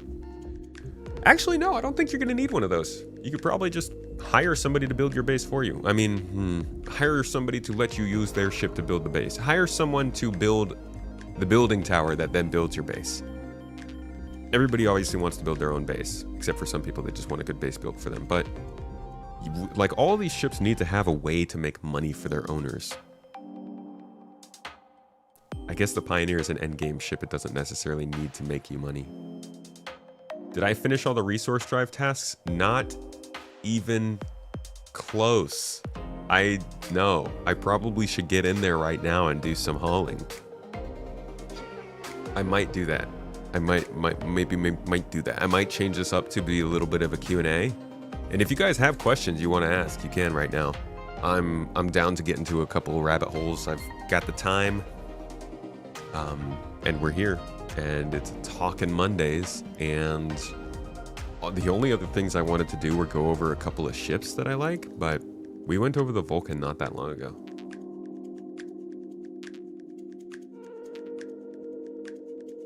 Yeah, the Polaris is going to win the whole thing.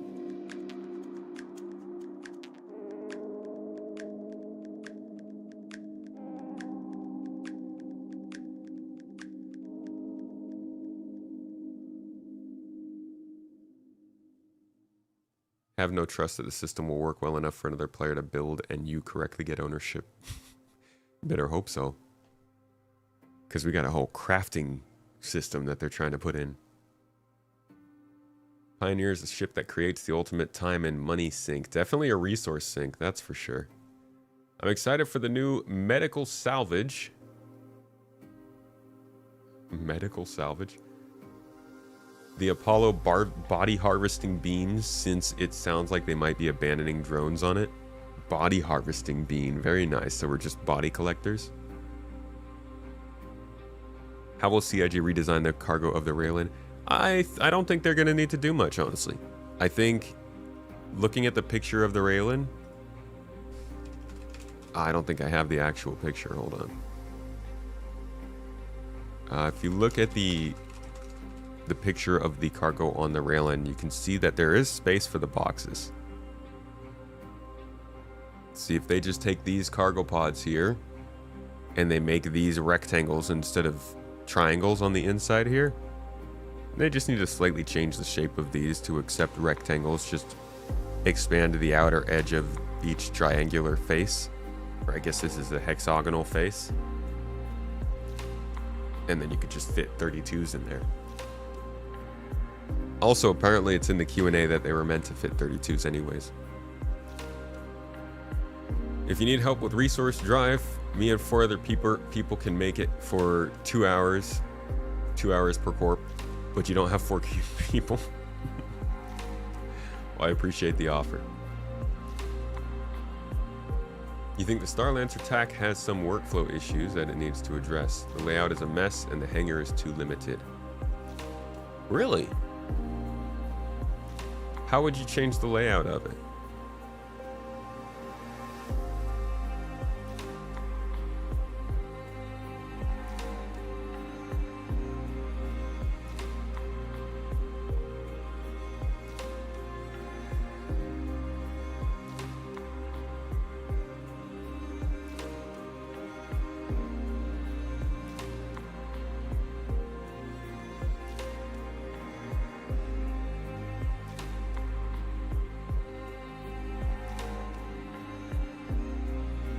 I feel like the Asgard's gotten lots of love, at least as far as the art you've done.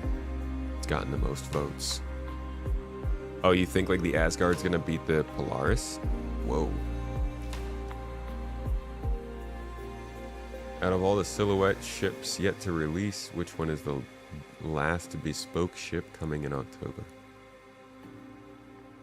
Possibly the CNOU one. Hey, did I see info runners in here earlier?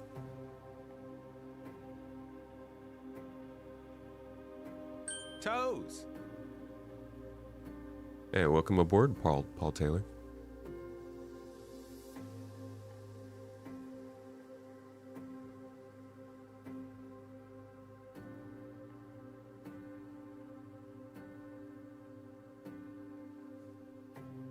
Hey, what's up, man? Good to see you. Hope someone does a surprise campaign to get another ship winning.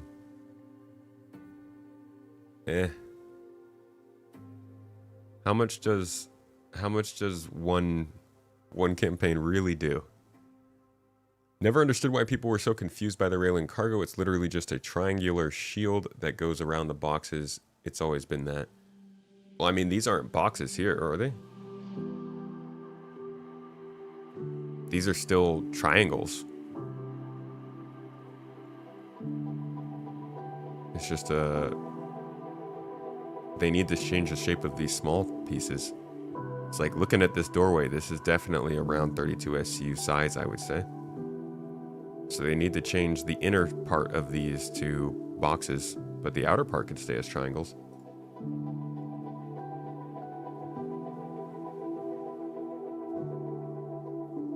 Stop zooming in, dang it.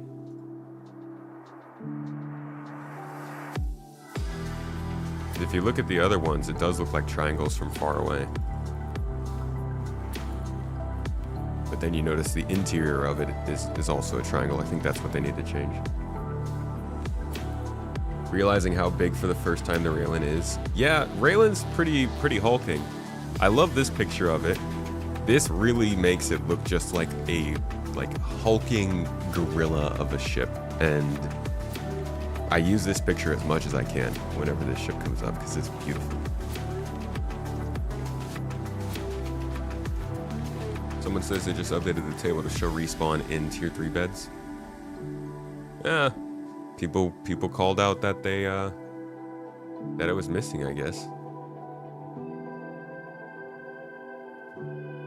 Yeah, it's a beautiful shipping concept. I hope it translates well to in-game. Could it be there are 32 SU boxes in them just slid into triangular shell? I think that would be a weird decision. It feels a little inefficient, doesn't it? Putting rectangles and triangles, you're just wasting a whole bunch of space at that point.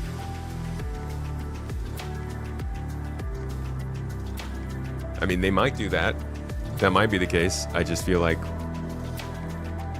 why not have it be not like that? I guess it looks good from the outside. Who knows? Either way, I think he did say something about them changing up the cargo a little bit. Bespoke triangular cargo pods are made from high-grade materials in a unique shape to ensure freight remains safe. Sorry, looks like your freight's not going to remain safe anymore, buddy. Old pal. He said they were going to have some kind of a slight change here. I think it's saying here. In response to a Spectrum question about the validity of the Raylan's cargo pod system, that it will be made to support standard 32 SCU cargo containers and confirm that the cargo capacity is going to go way up. So that might very well be that they can just fit more stuff in there because they're ditching the triangular shape. Although triangles can fit pretty well together. So, I don't know. I don't know, mate.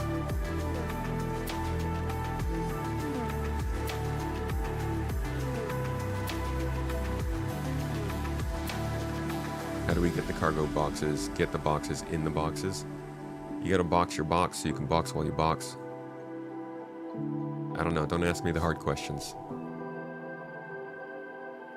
Hope they add the Hull B soon, as 384 SCU would be in a sweet spot. That is a good spot. Yeah, the Hull B would be very popularly used.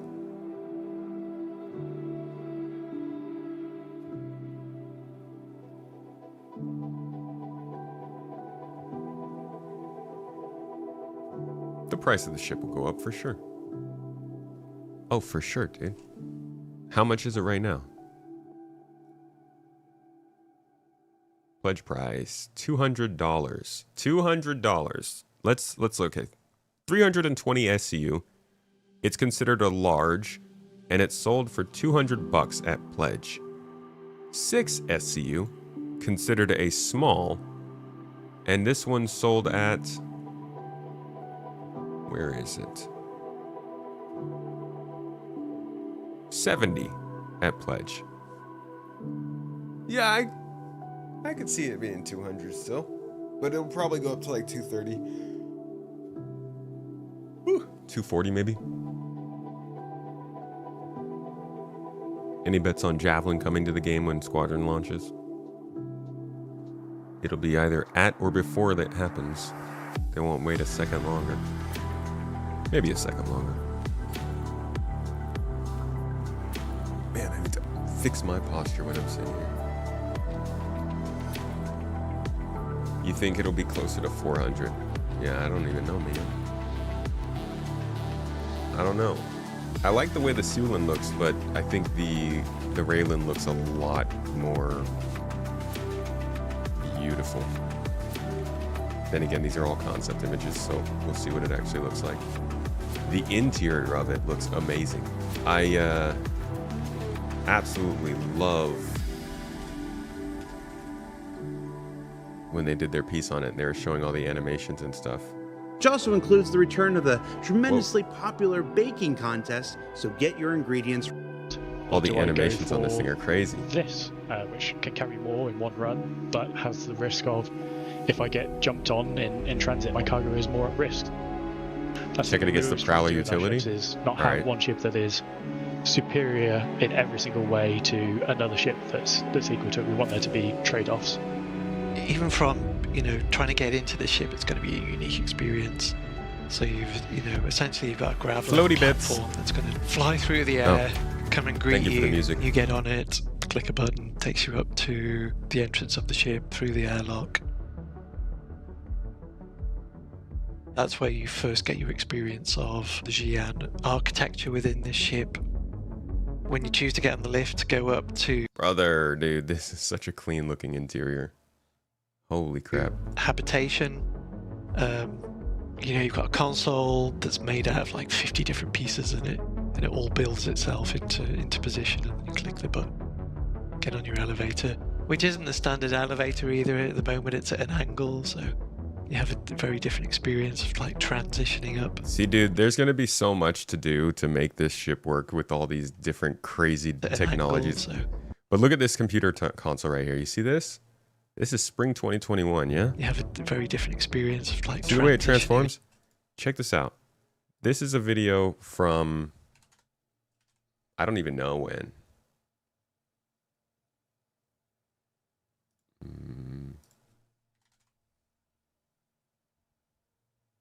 I don't even think I have it saved now that I'm looking for it.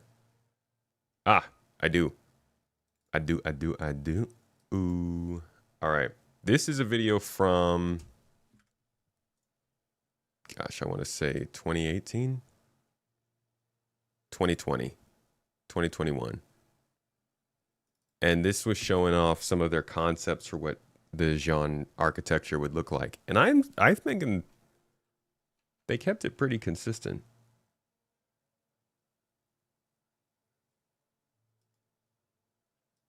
This computer reminds me a ton of what they just showed us here. At the moment it's at an angle, so you have a very different experience of like transitioning up through the floors, and the floors will also... It looks a lot like this.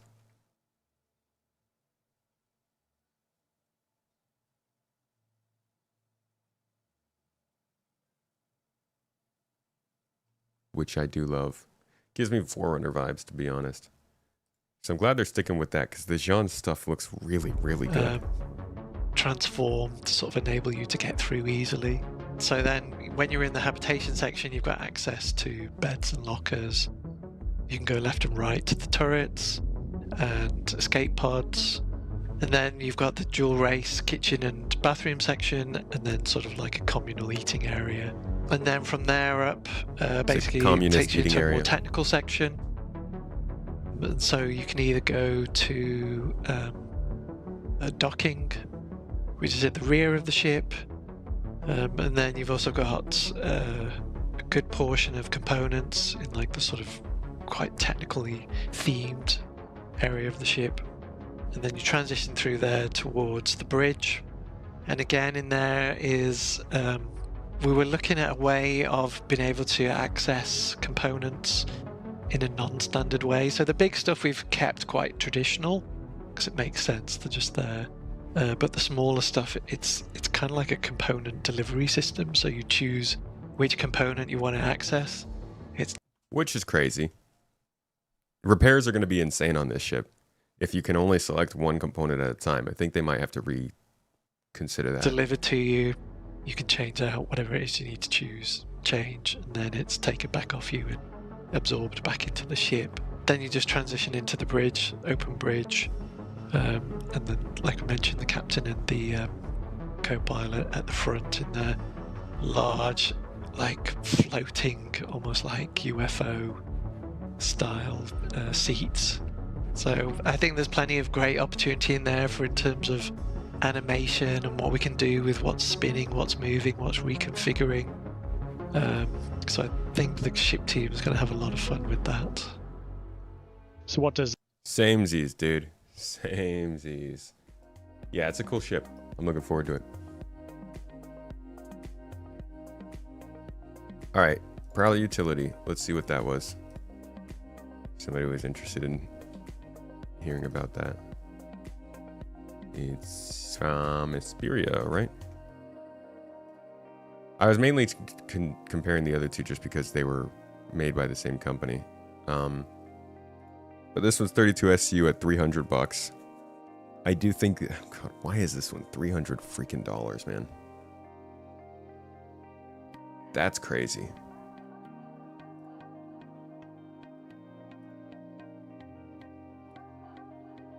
How in the world is this $75 more expensive?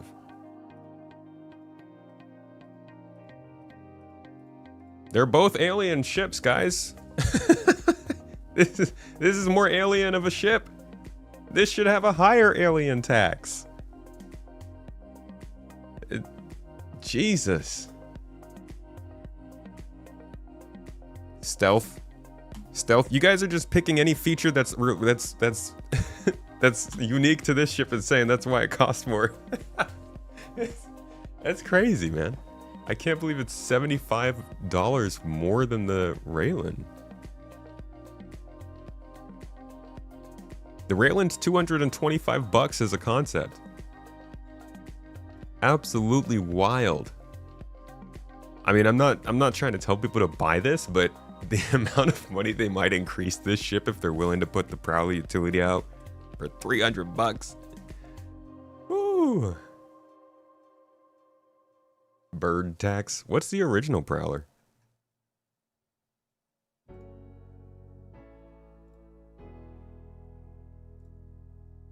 $400 and what the dude?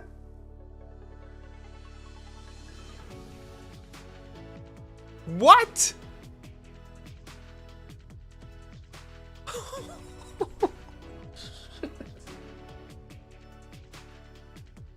Oh man.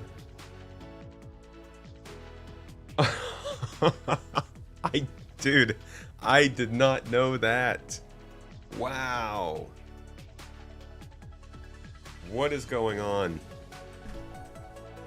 I can't believe what the actual is the point of this ship that there's nothing even for this ship in the game yet. Wow.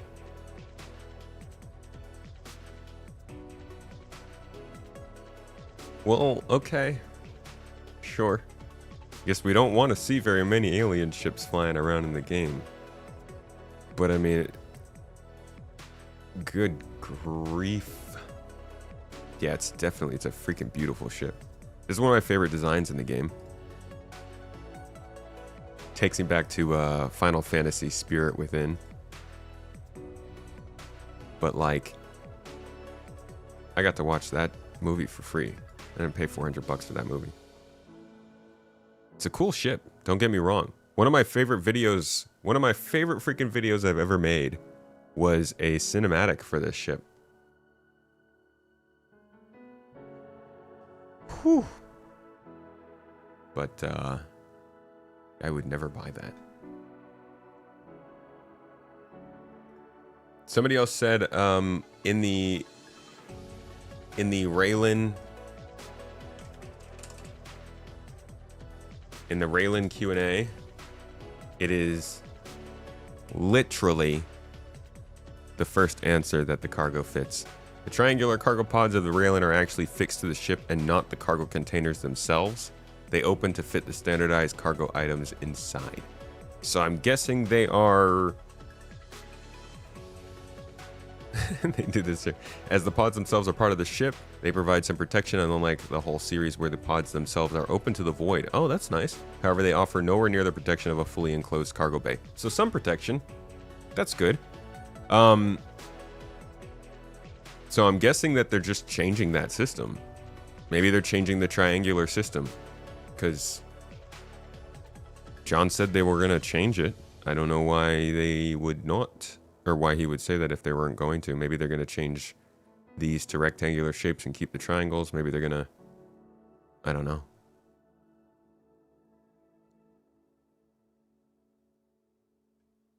Brother. Dude. What?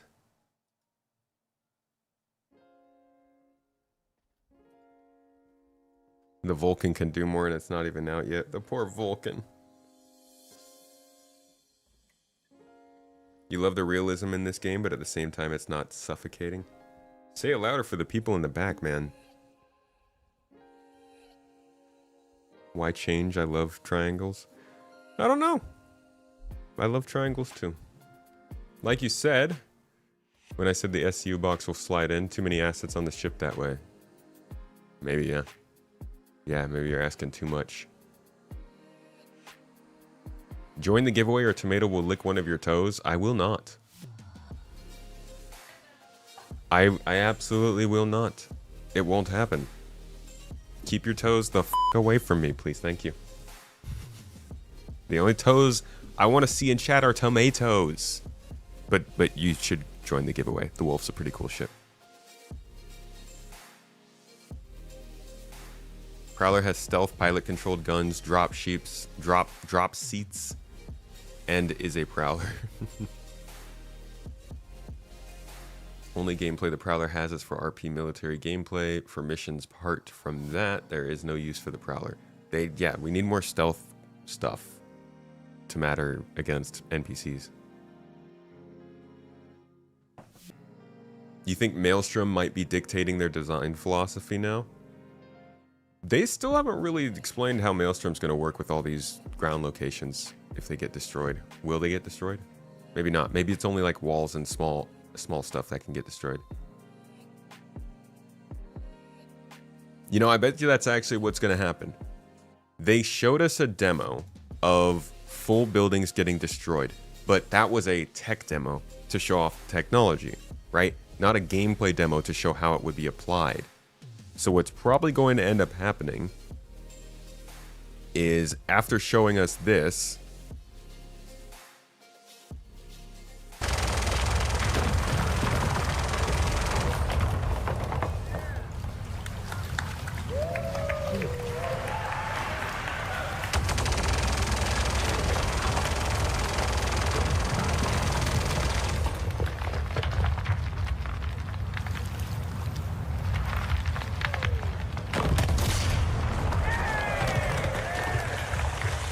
see the water splashes? So this is a tech demo, right? To show off their engine. And I bet we're going to see restrictions on what can actually be damaged down to just like walls and stuff. This is all just kind of showing, here's what we can do in set pieces and in specific locations that are meant to be destroyed. But ground outposts, derelict stations and stuff like this, I bet you it won't actually be this widespread for the sake of gameplay. It'll mainly be applied to ships and vehicles and stuff.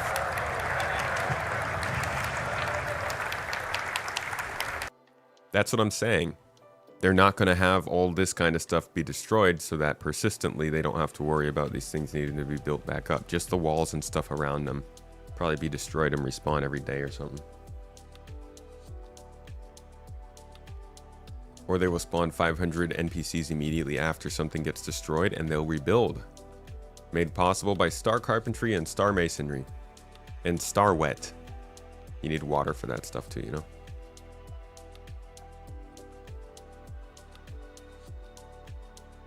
How long will it remain damaged or destroyed? That is the question, isn't it? Oh, in Squadron 42, I think they're going to go all out with it. Yeah. But in Star Citizen, they're going to be pretty clearly limited. You can jump forward to the next year of Star Citizen, where they were showing off here.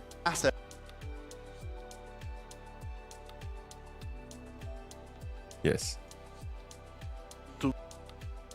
Will revolutionize how you guys are playing. Notice in this video, they're only shooting at the walls, right? In fact, I guess this is only covering cover. This is only looking at like cover that players can take.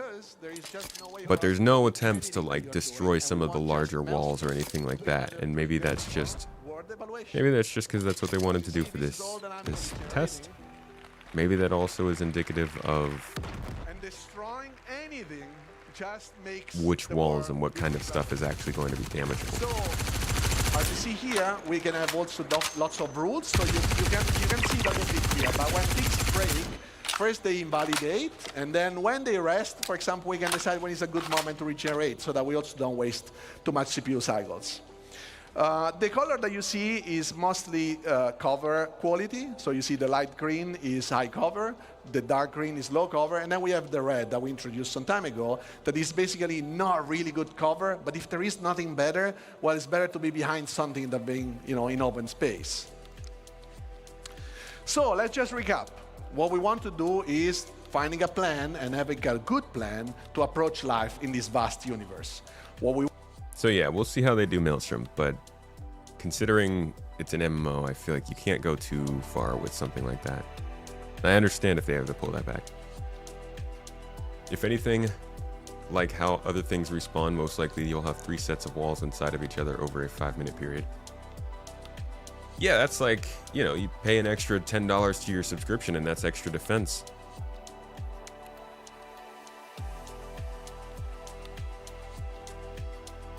You don't think this will be in the PU? I mean, these are demos for the PU. This isn't for Squadron 42.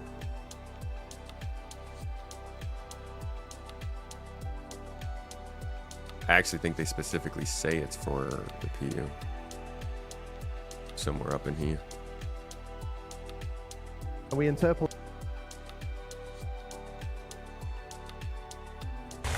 See the water splashes?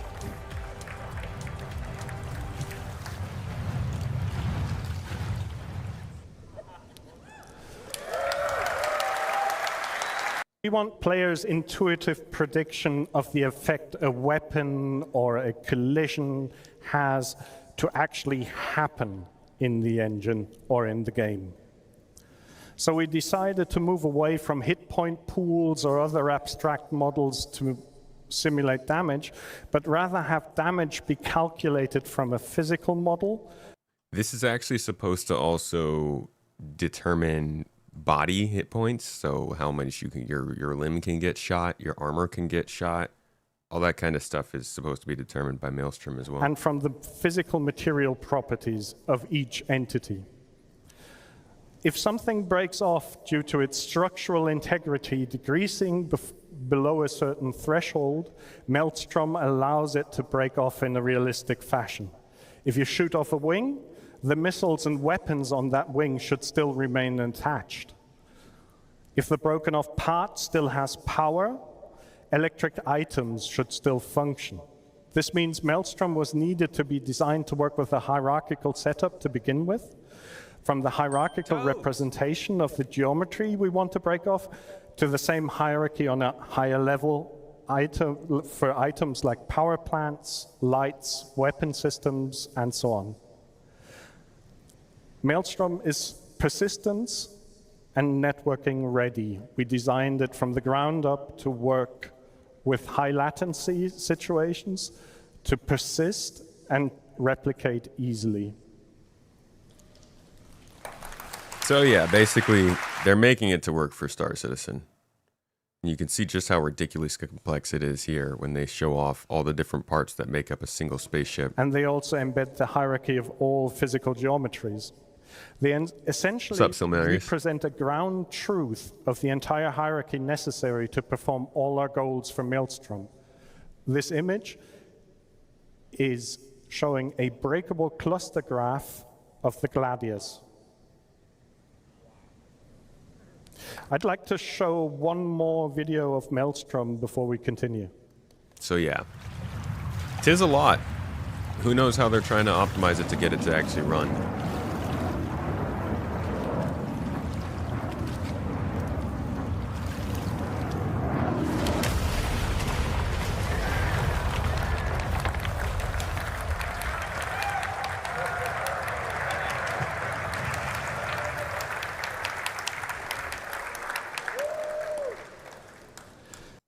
And that's Maelstrom, if you were wondering.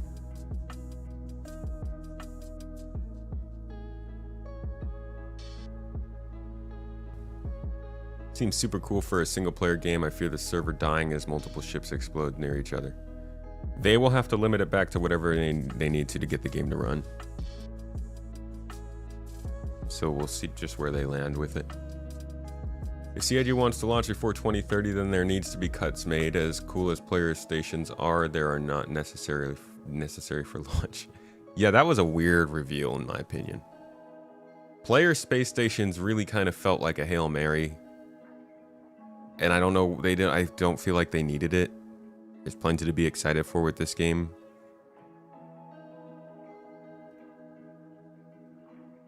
Are they on here? Pose. Yeah, they are on here. Implementing the ability to build homes among the stars with the introduction of player-made space stations. I mean, maybe they won't be too in-depth at 1.0. Faldorn! Hey, dude, thank you for the sub on Twitch. 10 months now. Happiest 10 dang months of your life, huh? Maybe not. Most tomato-y, though.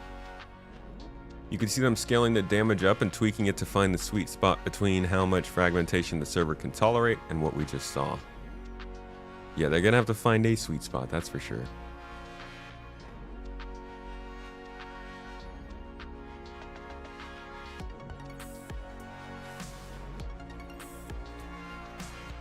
Chris said they will be launching 1.0 in 2028. We don't even know if he did. You can't say that he said that. The only thing that said that is an article that claims it was said, right? There was no quote, as far as I'm aware. AKA asked, this game is my first MMO. Could you explain how small groups will be able to play together in the future? How will permissions work for base building and ships, etc.? So you will get some level of control over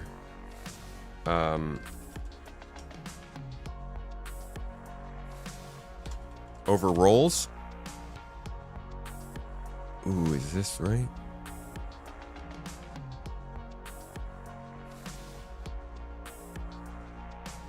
So you can see here, this is talking about how you can maintain and manage your spaceship. Probably will also include things like your stations or your outposts or your bases that you build.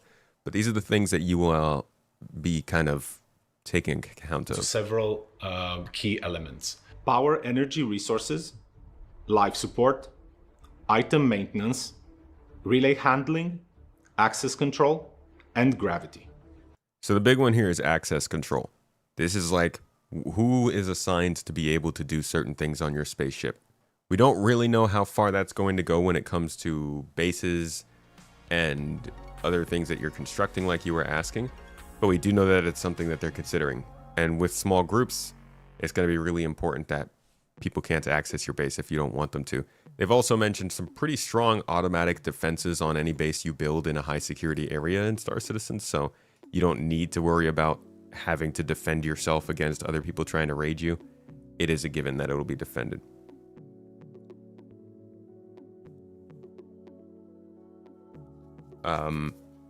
Besides permissions, is there another angle of that you were wondering about?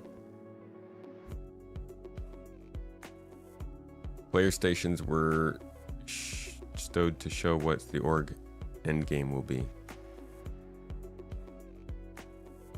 Were shown to show, yeah, but it was shown during the 1.0 panel rather than during like the Beyond Pyro panel or something. So it was something that they were dedicating themselves to making sure they hit by the time they hit 1.0, which is a lot.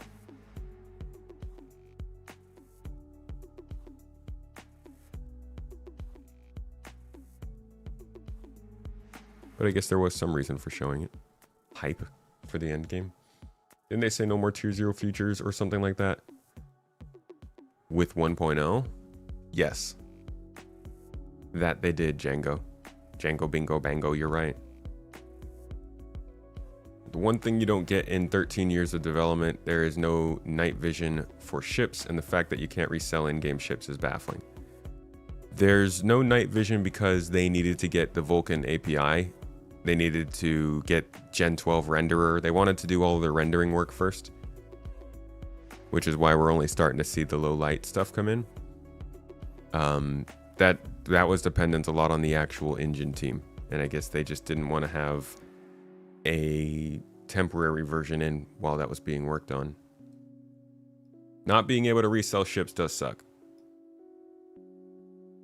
but it also probably keeps us wanting money and progressing in the alpha.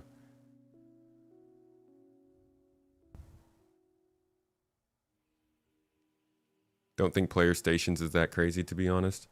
I don't think it's crazy, but it did feel like an extra bit to focus on. Felt like more than was needed for that CitizenCon.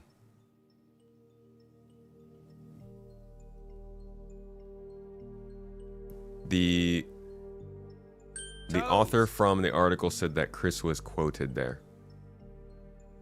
All right, let's see. I don't even know how to find this article again. The author from the article said Chris was quoted as saying that Star Citizen 1.0 would release in 2028. Man, he's really trying to appease investors with talk like that, if that's true.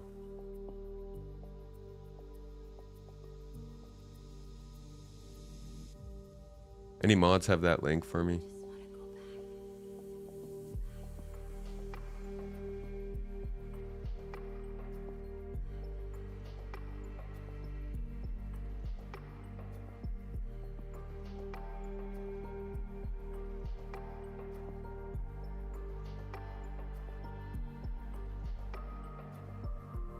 Orgs are kind of a mistake? Why is that? AC Racing is Assassin's Creed Racing. No, it's Arena Commander Racing.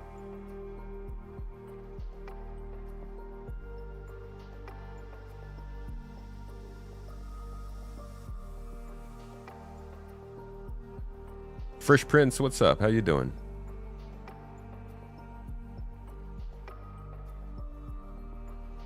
Maybe Nyx is going to be even more sparsely populated than Pyro. Leave it to players and orgs to get set up refueling and rearming capable stations. I'd love that.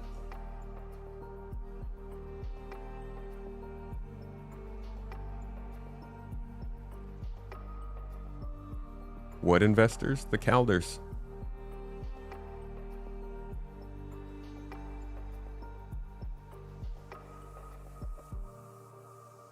Wonder how would you react if they delayed the release of Squadron 42 again? I'd be pissed. That would be so annoying. Yeah, I don't think are there any mods in chat? I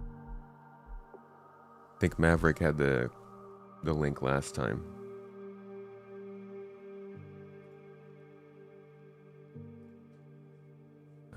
I have no idea what to search for that.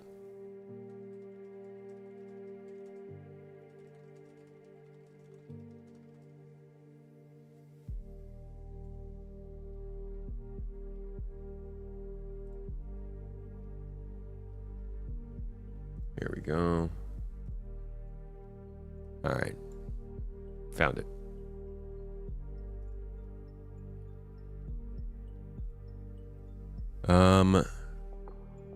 Let's see.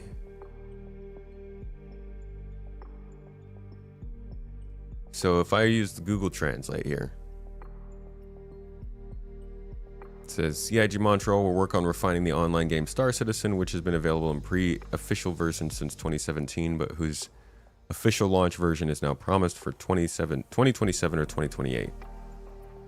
And don't see anything about a quote there. Who was it that said that he got quoted?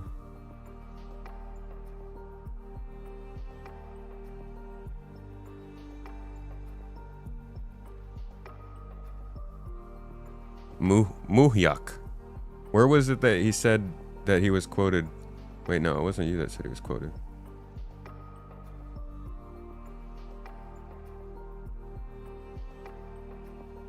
Sencha Shogun. Where was he quoted in the article? Do we care about what Chris said about any timeline? Dude, hell yeah. I don't care if they're right or wrong. If the CEO says a date, then you hold them to it. And if he officially did give another date, then that's something that we need to absolutely document and keep track of. I mean, I don't think most people need to care about it. I make videos about the game, so it is important for me to find sources that are reliable. Now, I would like to know for sure if he was actually quoted in saying this, or if this was something that somehow got misinterpreted. Maybe he said it off the record, so he's not allowed to quote it in this article. It's all, the nuance is different.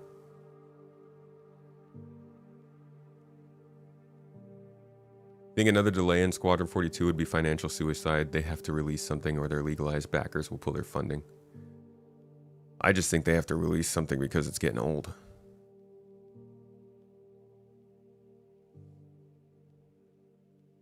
Personal friends of CR who have had multiple opportunities to withdraw their investment and every time stayed the course or increased their stake. I don't know why any of those things are necessary to say. I think that anybody who has invested as much money as they've invested into this project would like the public knowledge to be known that the project is going well, even for the sake of them going to other places they want to invest and pointing back at this project as a good investment. It's important to have positive news about your investments out there, whether that investment is in somebody who is your friend or your enemy. And I think that there are things that you don't need to say unless you're trying to get people excited. Release dates are not something you say unless you want either the fans or the investors to be excited. Either way, I take that as him having, a reason to say it other than just news and information. That's something they could say at CitizenCon.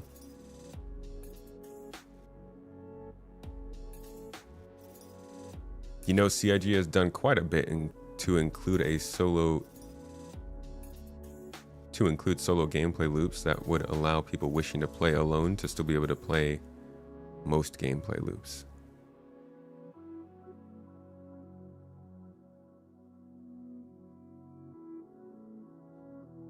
Eventually, if not already, there will be orgs too big and you'll start seeing monopolies at areas and or resources.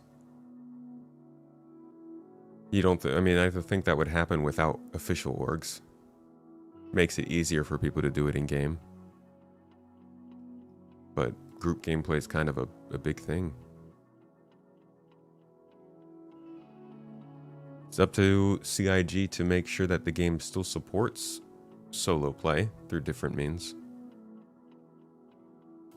Wasn't the game to be released next year since 2016? No.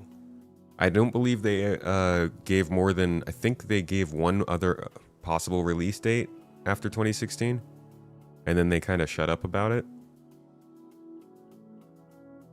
Squadron 42, I think, has only had 3 or 4 prospective release dates, which is a lot. First was 2014, then was 2016, then I think they expected a beta in 2020, and I think maybe had said something in 2017 or 18 or something like that. But then they haven't given any release dates for Squadron since, like, 2019.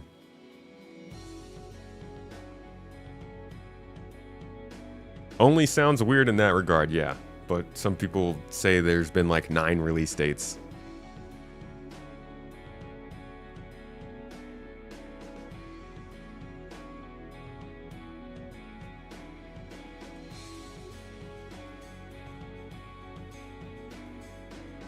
CIG has seen how all these other devs have moved in 13 years. It's on them to show the gaming community industry a better way. All eyes on Chris. Hello, Wolves Light.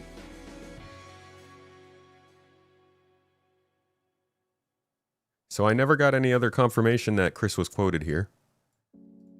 But I don't see anywhere in here where they say... National Bank, Ricardo websites, fully crowdfunded, massively multiplayer, says he's raised just over 1 billion to allow us to do things without imposing the framework of a typical game studio. The players who fund us expect the best game, period. We don't have to streamline, cut jobs, or change our business model. Yeah, that's the only quote here besides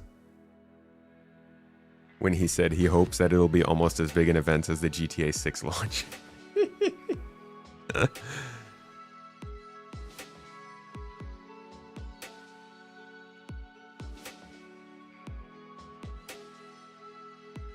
Pyro has continually been next year until last year. Yeah, Pyro was a rough one to wait for.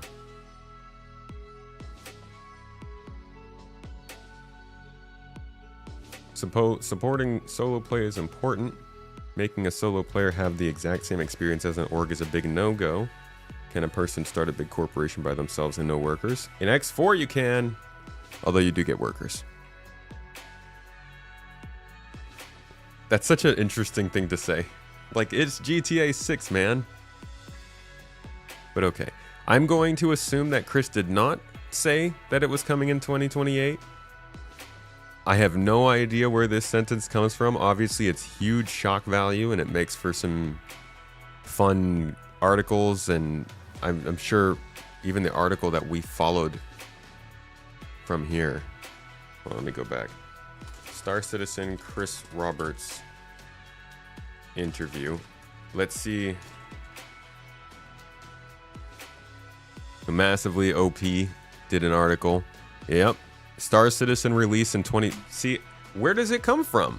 That's why. This is why you can't just have these kind of statements going out, because now suddenly Star Citizen has a release date of 2028. And we will be hearing about that for the next 4 years. I don't think Star Citizen 1.0 will be here by 28. It'd be cool, but I think they got a lot of work to do. And if it's not here by 28, you're going to hear nonstop, oh, they said it was going to be here in 2028. What happened to 2027? Where's the game? Why didn't it come out then? In the same way that they've announced a Squadron 42 release date every year since 2016. That's just how it starts. But I don't know. It'll always lead back to that website, that article now, wherever it was said.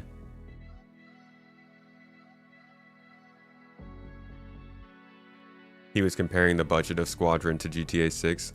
No, and he was doing that in part of it. If you read the whole statement, he does say we're hoping it'll be almost as big an event. And then he says, other than GTA, it's probably the biggest budget AAA game. But he says, if you read the whole sentence, he says, it'll launch. You rock. You know that? Oh, that's not part of the quote. We're hoping it'll be almost as big an event. You know what? Maybe that is also a weird place where they did the translation. Lord Skippy, thank you for gifting out the membership, dude. Much love. Appreciate you, buddy. Yeah, they actually did write this in a way that makes it seem like it's being compared to the launch. It'll be almost as big an event, but I actually don't know what he's talking about. Okay? Because that's not... His quote starts here. We're hoping it'll be almost as big an event. He could be literally just talking about... Actually, I don't know. I don't know how you could spin that. It does sound like he's talking about the launch, but it could be all based on the... On the phrasing.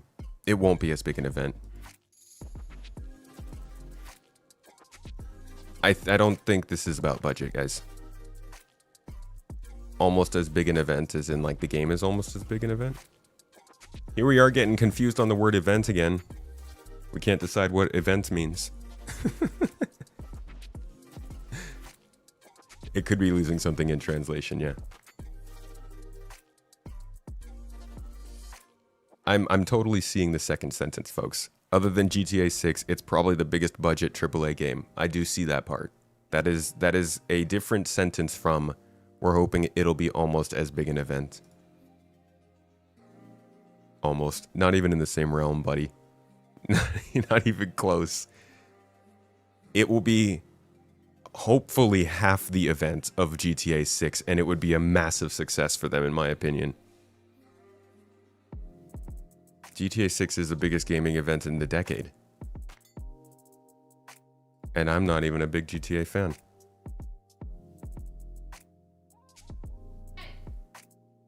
I know you are. Mrs. Tomato loves it.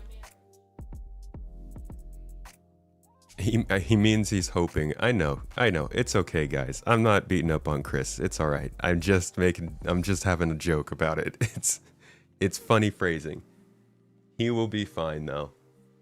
Squadron 42 will never be as big as GTA 6 simply because more people are into real-world style modern day murdering than sci-fi murdering. It won't. I'm sure you can hope it will be. And that's... Hopefully it is, but it won't be. Decade or all time? Honestly, you're probably right. Biggest gaming event of all time. There's never been a more anticipated game, I don't think. Very much could be taken out of context from multiple sources. CR might have said something along the lines of after Squadron 42 is released, Star Citizen will be 1 to 2 years after. Yeah. Trouble is, can we confirm when or if that is stated? Is what CR said. The numbers in that article are off as well. GTA 6 will launch next year the same way Squadron 42 launched in 2016. You think it's going to be delayed again?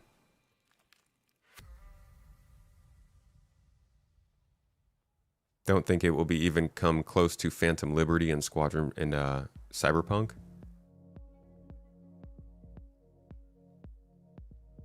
Rockstar has a track record of stellar releases. CIG has nothing. Well, that's part of it. It's like people are anticipating Rockstar to do something amazing, even if it is delayed. This is kind of pessimistic coming from a Star Citizen streamer. Hey, man. We have all our own opinions. Wait, why is that pessimistic? Dude, it is delusional to think that Squadron 42's release will be anywhere near as big as GTA 6. That's not pessimistic. That's realistic, man. GTA 6 is freaking huge. It's so big. It is the biggest media in the world. It will make more money than any other media release there is. The movies, the music releases, the other video games, GTA 6 is going to wipe the freaking floor in media. I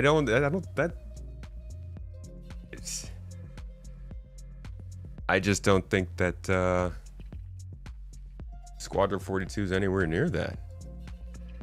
We barely know about GTA 6, but we don't have to. That's why they're okay. Look at the games that they've released. Look at their track records.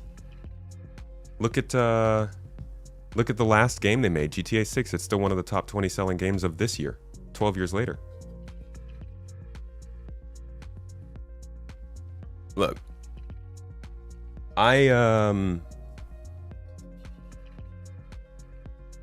think it's healthy to be pessimistic about the things that you love. And I think it's healthy to be realistic about things that exist. I hope nobody is taking this as me saying I hope Squadron 42 crashes and burns. I hate this game. Chris is dumb. He can't make a game. None of that. I'm just giving my opinion on the idea, even if Chris didn't say it, the idea of Squadron 42 possibly becoming anywhere close to the same release scale as GTA 6. GTA 6 will be all over consoles. It's going to be advertised everywhere. Squadron 42 is a PC game with space flight. It's going to be a good game. I'm excited to see it. But I'm just trying to be realistic about this, guys. Maybe he meant it's a big event for him. Hey, you know what? Props to him there. GTA 6 doesn't matter for PC gamers. Not like we make up that big a dent, but PC gamers will be hungry that year. And I'm not saying GTA 6 is going to kill Squadron. They're both going to release. They both have their audiences. They both can do fantastically well for themselves. Battlefield and Call of Duty both can release at the same time, and they both have their audiences. That's okay. Nothing wrong with it. But the releases won't be the same.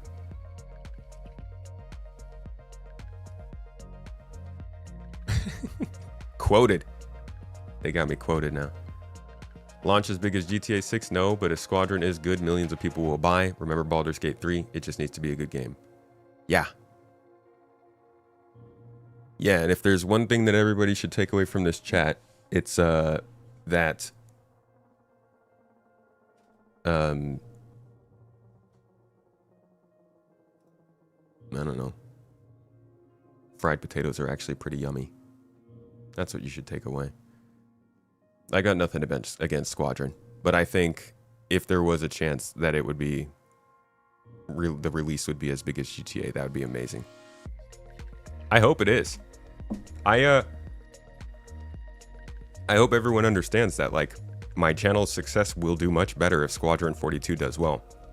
I'm not sitting here wanting the game to not do well. It's both a fun and a business benefit for myself. I just don't need to shill for it to do well. They're doing their work. I can do mine, and if they release a good game, I'm happier for it.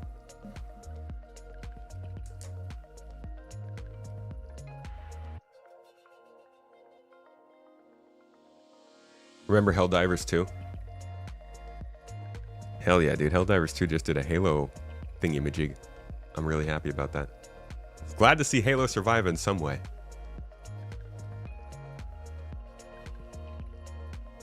Think they're going to feed each other? Huh. That is why they're doing this year of playability. All the new frogs from Squadron will try Star Citizen. It needs to be convincing at that point. Yeah. That's what you were wondering. I mean, it's... Bro, any single person who in any way follows or covers Squadron 42 is going to benefit from Squadron 42 being a success. That's not limited to me. That's just the way it is. More eyes are always going to raise things up. Doesn't necessarily mean it's all good stuff, but the Star Citizen community is very small, and if Squadron 42 is a success, it would suddenly be very big. Funny thing is, even if Squadron is a bad game, if they spend enough money for content creators and marketing, they will sell a ton. You guys don't remember Day Before. In these days, you can easily manipulate game consumers. Yeah, but Day Before, didn't that bomb? I think it still comes down to making something good. It doesn't matter how much you pay people. People will find out it's a bad game. In Zoe is a good example. They paid a ton to people to prop up that game, and the game looked beautiful, and it was on a huge premise coming out to beat up Sims 4. We were going to get out of the Sims deadlock. We were going to have a new home-making life simulation game that looked really good and had all the spots. And then In Zoe ran a pretty solid marketing campaign, paid a whole bunch of creators to do all the streams and videos and talk about it. But here we are like 6 months later, 7 months later, and that game's been left out to dry. Unfortunately, I was actually also excited about that. But I think Waybreaker makes a good point. There's nothing really like Squadron on the market. Even the space games being worked on right now are all third-person RPGs. They're not focused around ship flight, moving between planets, stuff like that. Like, it's got a solid premise. Squadron 42, in my opinion, is like Deus Ex, but with Mark Hamill and in space. And that's a concept for a video I've been wanting to write for like 2 months now. I'm hoping to get it out before CitizenCon. Because I'm freaking pumped for Squadron 42. I just, don't think it's going to be that big. The biggest thing it seems like to me that they need to do is get it to play well. It hasn't been playing very well in their lead up to after getting it to feature complete. After how much this game has made, do people still doubt CIG's ability to market people into buying the game? Normal people. It's made a lot of money off of a very unique way of making money.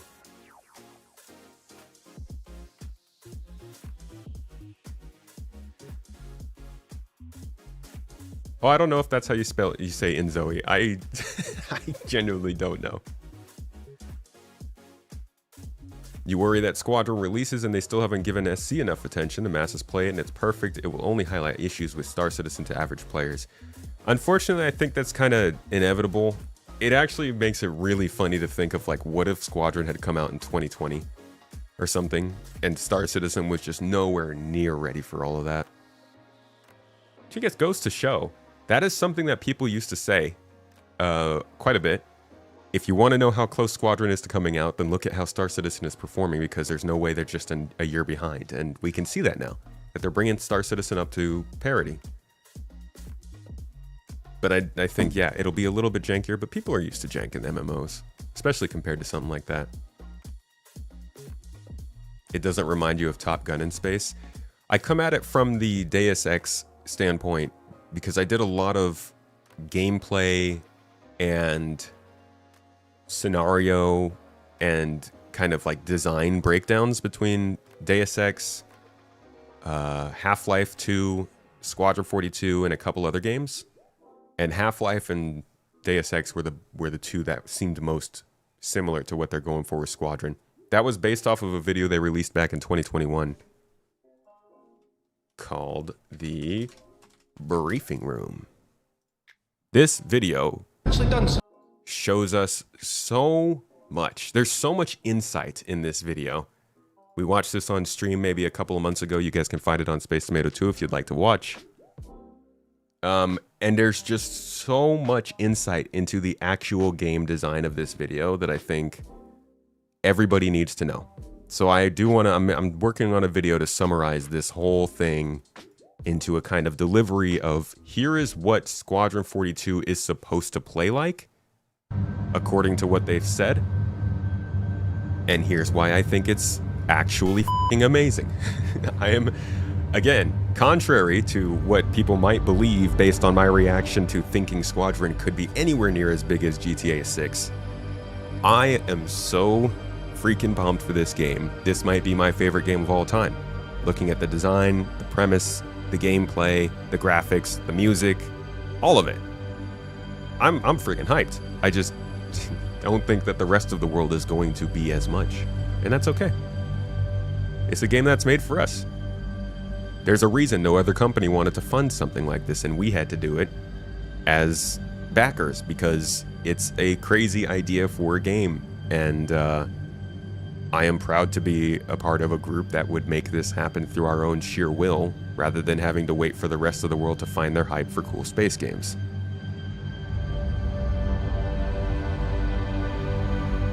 I'm gonna let you enjoy this for a cool minute.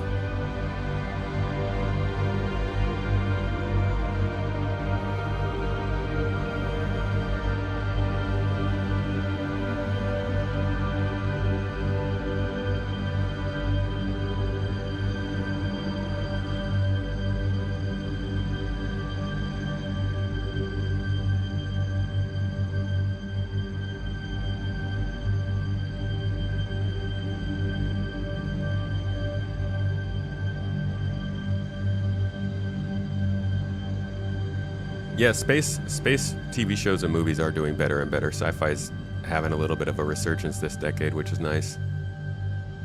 I think that James Webb is no small part of that either.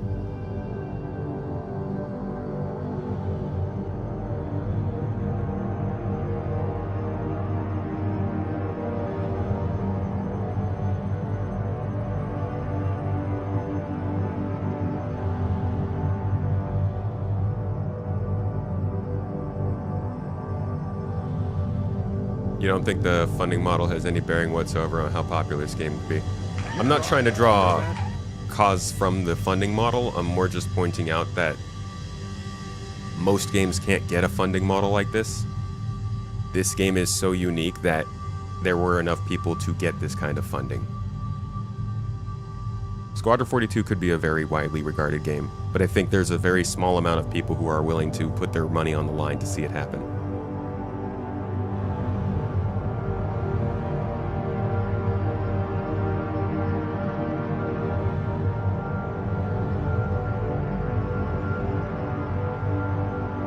I think this briefing room is going to make a comeback, probably starting at CitizenCon.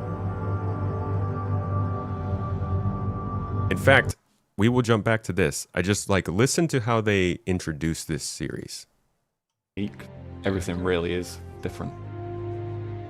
Welcome to the briefing room, a show fully focused on Squadron 42. Okay, that was basically it. This was their marketing push for Squadron 42. I think this is kind of like the Night City Nightwire videos they did in the beginning of when I genuinely thought he was going to say more than that in the intro. I think this is kind of like the Cyberpunk videos they were putting out before that game. And this is going to be their hour-long vid doc that they drop maybe once every 3 or 4 months leading up to the launch of the game, as a way to get normal people a little bit more involved in the Squadron process. And also, to wet our beaks because we're a little fanatic.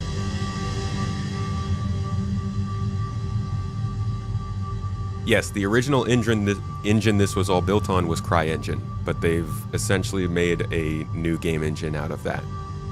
Kind of like how the Creation engine came from Gamebryo, but not exactly.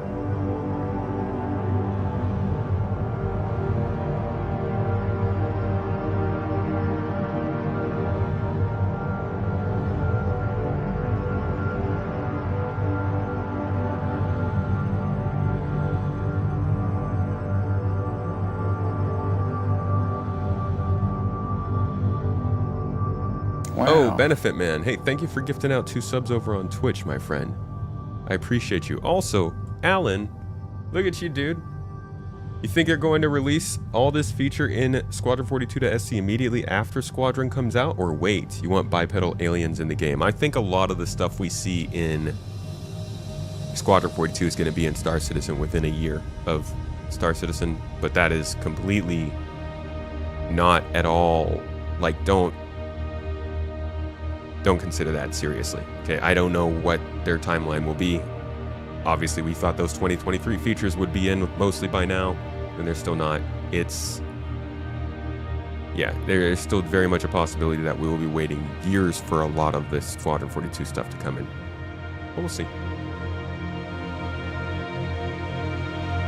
Asiato. Yeah, Asiato Station. Not to be confused with the bagels.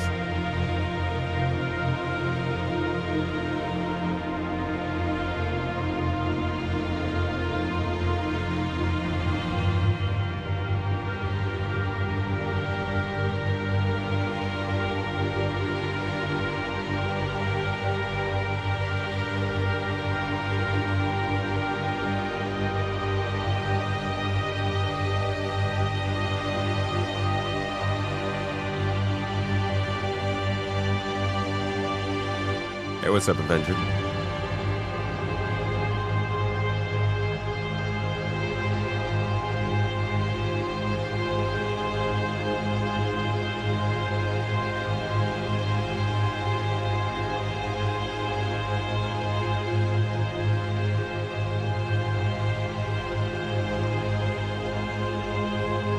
Can I just say I really love that? That's just like such a, like somebody knew what they were doing when they made this door design. This has got to be used in a lot of different sci-fi scenarios, because this, just like this shot on its own, the symmetry and the red highlights, and then the red highlights here, and then the spotlights look real nice. The shadowing is all good. I'm just, you know, it's good stuff, man.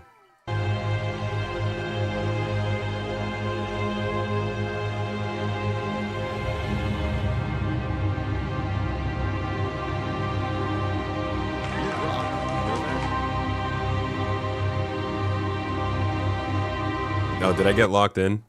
Alan, thank you for the super chat. He said, Tomato Oracle has spoken. SC will look like Squadron 42 within a year of release. No more questions, Your Honor. I hate that. Delete that now. Been following for a while. Thank you for the recent video. No problem, Joe Crisis Worker. Hope you enjoyed it.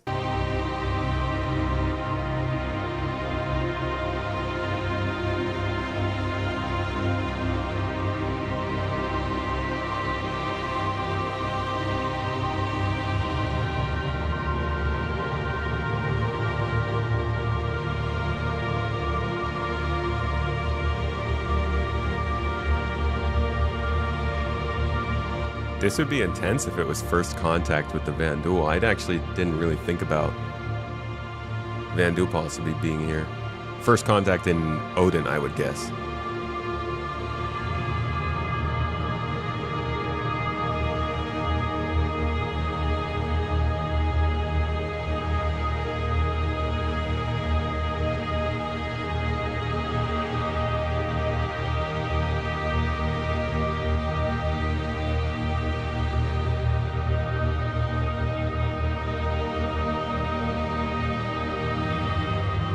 God dang, man. They make some amazing locations.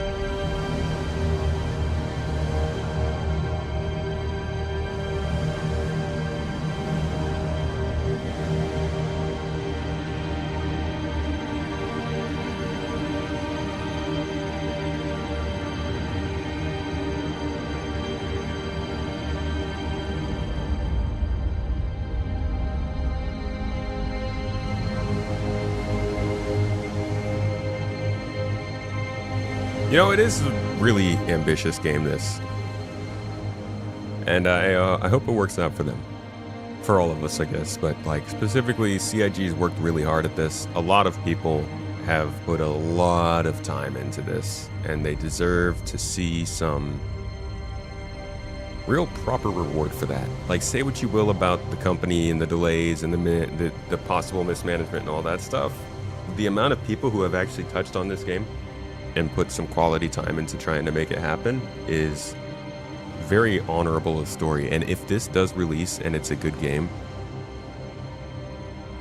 the story of this game's development will definitely go down in gaming history, because nothing else really been like it before.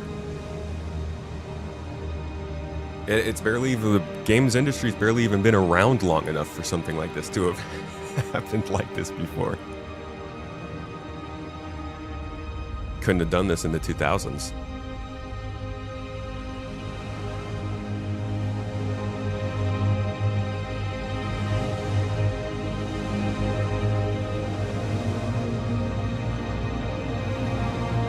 So this location's actually been used for a couple of demos. If you look up the scanning stuff that they showed us for FPS scanning back at CitizenCon a couple years ago, they are using that room.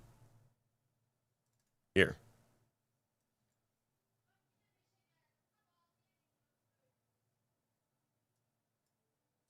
When he comes back out, you'll see. See? Same room. You got the those little things sticking up in the air there. These guys got the little displays down here. The chairs, obviously. That's literally, wait, this is literally the same room. There's the blood splatter. There's blood right there on the ground. And then you can kind of see the blood right there in this video. Holy crap. I thought they were similar rooms, but no, this is actually the same room with the same blood splatter. That's really funny.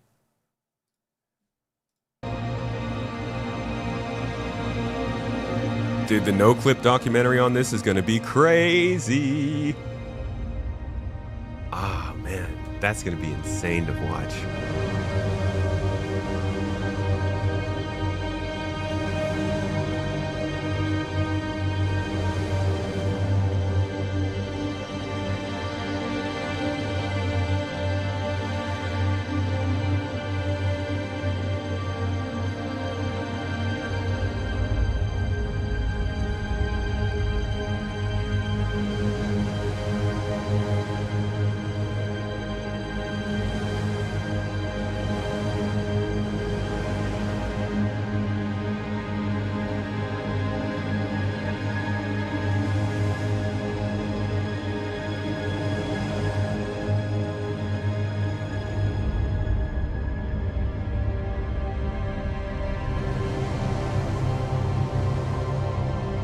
Do CIG do anything at Gamescom? Not usually.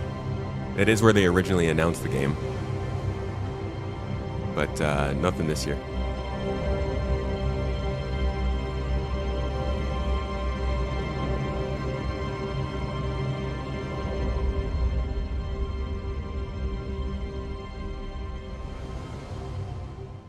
Yeah, I don't even know how I'm going to cover this game when it comes out, man.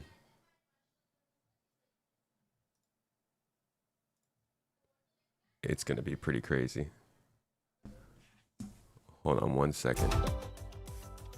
I guess you guys watch a little bit more of this real quick. I'll be right back. Sorry.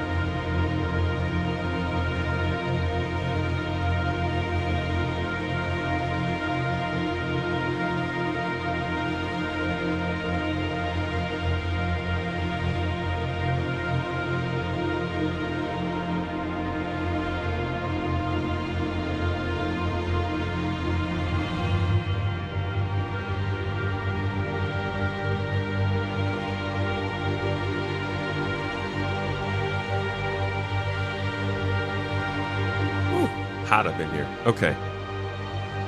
All right. Bring on the next question. This has been a exciting chat. Where are we? What did I miss? I think we will get a Squadron 42 newsletter this week. They wanted to show an old map of the Odin system. I actually don't know.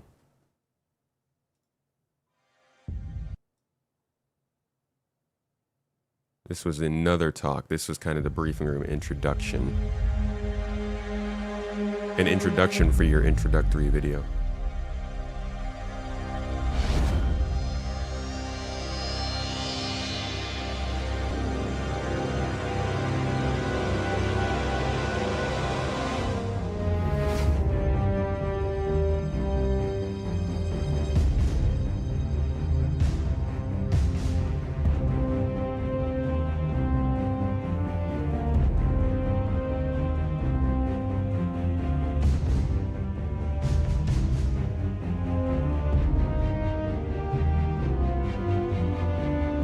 Oh, there's the Sidnus robot.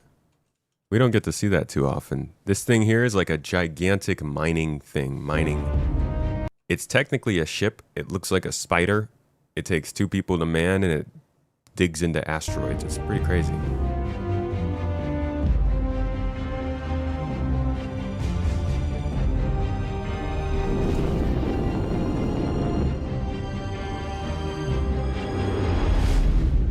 Old UI.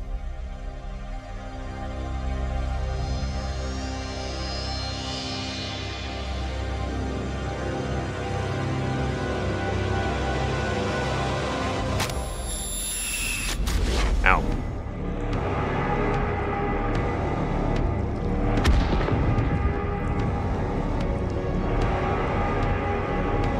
Definitely going to be a lot of solo portions in this game, it seems like. The elephant in the room. Finally, the Squadron 42 video is here. So, yes. For context, this was another year in which they went very quiet on something they announced at the beginning of the year. They told us we were going to get a Squadron 42 update like at the beginning of 2020, and we didn't get it till October. So like for half the year, we were just foaming at the mouth looking for an update on it. You know, take it away, Brian. We want to do. I mean, I'm partly guilty for one of the reasons why it's finally here, as opposed to a much simpler, shorter thing that we were playing around with an idea earlier. But Brian, do you want to maybe? Yeah, we initially planned to. Absolutely, we initially planned to. I was just gonna call up some of the guys, as I kind of casually do from time to time. Record it, talk about our progress, and see what was going up. It ended up being really, good discussion, and we'd go in depth on some design stuff and art choices and so on. It was during COVID, but specifically, they also put out a video earlier on in the year where they claimed that they had a really easy time transitioning over, and it wasn't too difficult because already they were working from their homes again and stuff.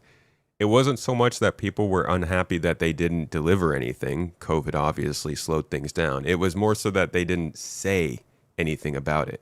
They didn't tell us that they were trying to schedule something because of COVID. I'm pretty sure they just went quiet and didn't say anything until they had something to say, which is what CIG does. That's what Paul always says. CIG doesn't like to share about things that have happened until they have a solution to the thing that has happened, which is generally what causes anxiety in the community. But when we looked at it and kind of showed it to Chris, at the surface, there really wasn't visuals attached to it. And it didn't really kind of show off our progress. So when Chris dug into it a little bit more and he said, wait, let's see how we can give this a little bit more life. Let's look what we can do. At that point, one of the areas that we were working on and talking about was Asiato. And I worked with Nathan Dearsley and talked about the progress of where we were. And he's like, hey, give me a couple weeks and it's basically going to be done. Right. So we said, okay, wait, hold on. It went from this casual, small conversation that we had recorded and we were all proud of and thought was good to, you know what? No, we're going to do a bigger thing. And then once we looked at that, we said, wait, why don't we actually look at a larger, wider amount of progress across multiple disciplines, and see if we can put this show together on a quarterly basis. So this first one's So they wanted to do the briefing room quarterly, and I don't doubt that they still do want to do somewhat quarterly, maybe not every quarter, but I think they want it to be a regular production going into the release of Squadron. So I'd expect to see more of these next year. Maybe even starting at the end of this year, depending on when their whole plan is for Squadron 42, but I still think it's end of next year. How many quarters did they end up making it? They made one briefing room episode. That's the one we just watched. So they spent the year kind of not telling us what was happening. And I mean, they're telling it to us here in the video, but like before the video came out, nobody really knew what was going on. And then they said this was going to be a quarterly update, and then they released 1 quarter of it and then stopped. So like, some of their history with Squadron 42 hasn't been all that smooth. They spent how long on that location? 2 to 3 years? They spent a while, and I don't know if he just said 2 to 3 years. I might have missed that, but they've certainly highlighted that location as being a very main part of the game. That's more an indictment on the entitlement of the community to demand things as the whole world literally shut down. Bro, what? They're not demanding things. People just wanted an update on the thing that CIG said they were going to deliver. If CIG says, hey, we're going to give updates on this, and then they cut all communication about giving the update on it, of course people are going to wonder, hey, give us the update on it. You said you were going to give an update on it. Why haven't you given an update on it? I think people are entitled to ask about an update after an update was going to be given. You know, it was 6 months. It wasn't like this was a 2-week period.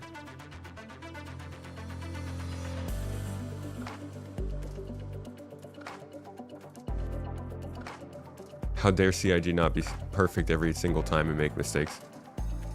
Nobody asking for perfection. Paul Taylor, follow frame the what? That's a long name, man. Paul Taylor, I'll go with that one, all right? Thank you for the super chat. You got the Connie Aquila day one. It's still not working. That's 15 years ago. Save your money for now. They need to fix the game first before new ships. What's wrong with the Aquila?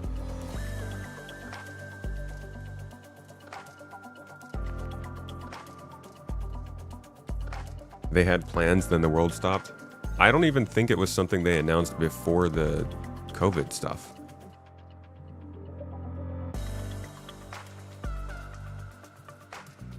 I don't think it's probably very easy to find out, but like, I don't know. I don't agree with that. I think we were still getting updates. We still had plenty of Star Citizen lives. It's not like their communication stopped in 2020, man. I don't know what the point. Are you making the point that they shouldn't have given an update, or are you saying they shouldn't communicate about the update?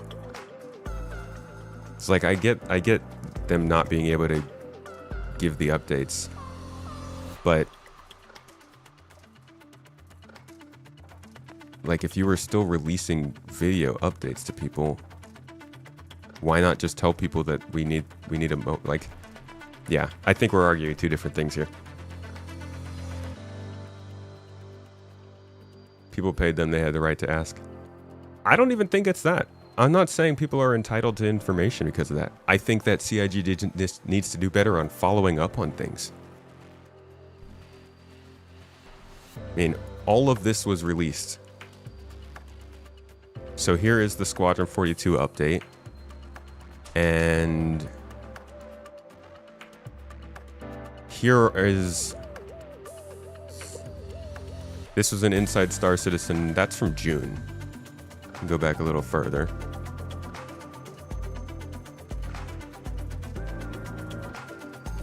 So this is an Inside Star Citizen released in April. From here. That'd be 4, 8, 12, 16, 20, 24, 28, 32, 36, 40, 44, 48, 52... 54 videos that was released in between the time that COVID started to have a big impact on them and the time that they released the update. I don't think that it was too crazy for them to deliver an update during that time on why there is no update. In fact, this is them. Devs for 2020. I'm your host, Jared Huckabee. This is literally them right here. Devs is our question and answer show where we take questions from you, the Star Citizen community, and pose them directly to our developers over video conferencing. It's meant to simulate canned whips to the surprise of virtually nobody. The number one most voted up question was about Squadron 42 and the Squadron 42 roadmap. So we thought to do more than just answer that question, we're going to take this first episode and theme it entirely for Squadron 42. So to start that off, we're going to start at the very top of Squadron 42's development and talk to Brian Chambers, our VP of Development. Brian, how you doing, man? I'm good, Jared. How are you? Welcome back to video, Brian. I actually don't know what the case is because these are the same guys.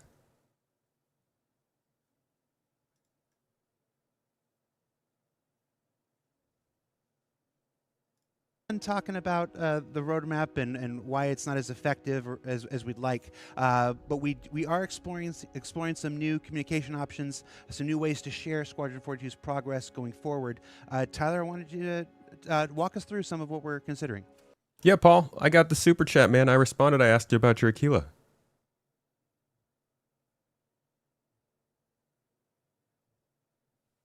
Team Cherry went quiet for almost like 7 years and their community was still feral. Dude, Team Cherry, Team Cherry's story is crazy. Good for them, though. I'm glad that they're finally getting close to Silksong.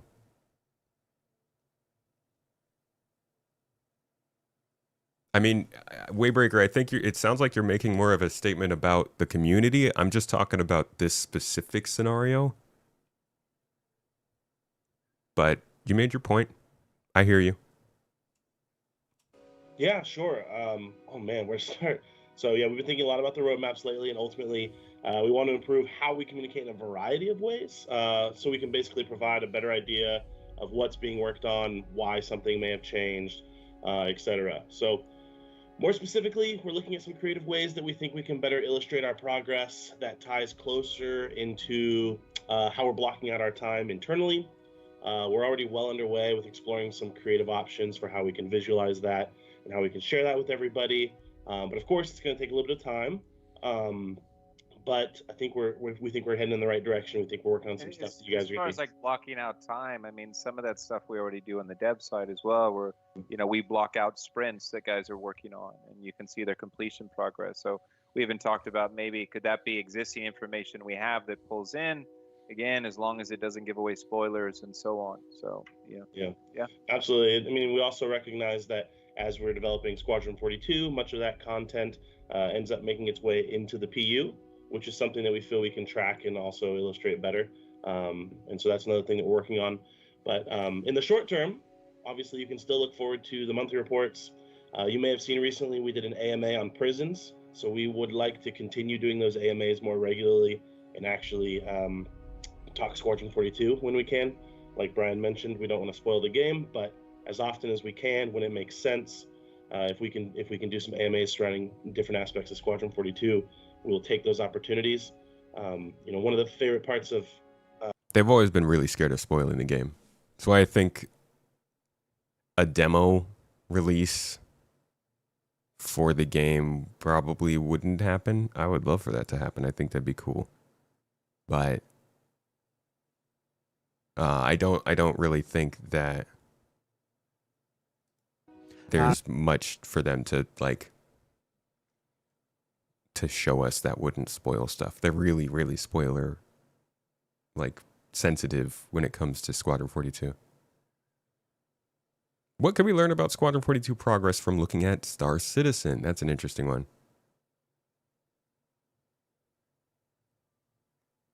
CitizenCon will have some cool stuff. Can you show us something you're working on right now? That's all art focused. We're off the rails now. All right, since you're about the roadmap and how difficult it can be to track progress on Squadron 42. Yeah, it could be the from last year. Publicly, without spoilers and stuff like that. We know that many aspects of Squadron 42 were developed in... Yeah, Waybreaker, I'm not arguing against you on that. I understand your position there. I'm not trying to argue against you in that way.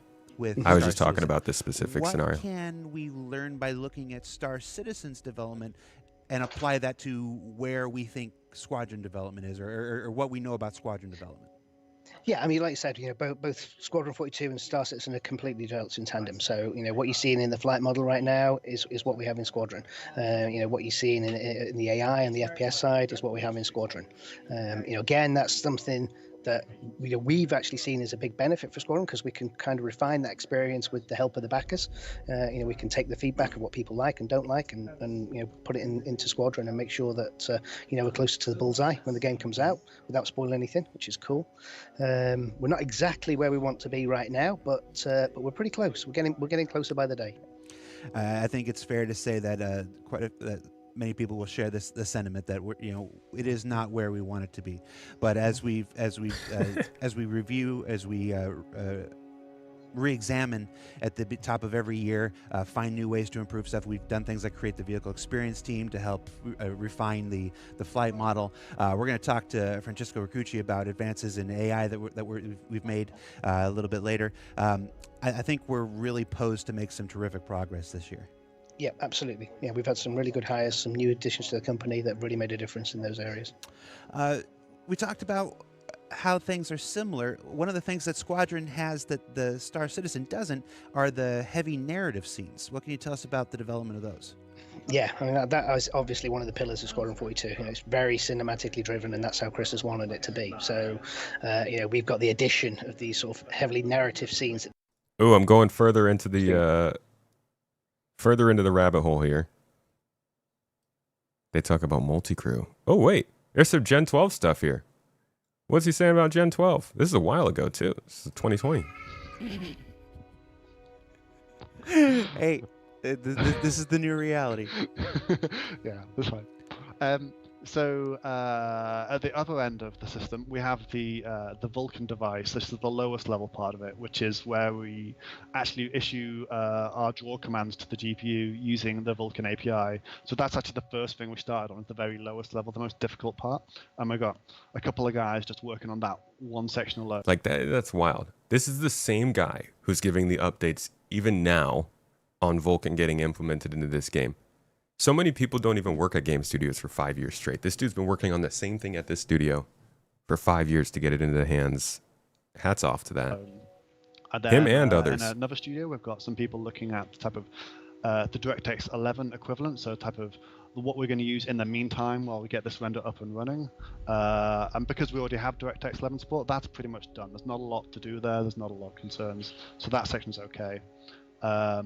And then we have above them both, we have this common layer. So there is differences between DirectX and Vulcan, and by having this type of common layer above, we can type of abstract that and hide that difference, so the higher level rendering code doesn't need to worry about whether it's DirectX or Vulcan.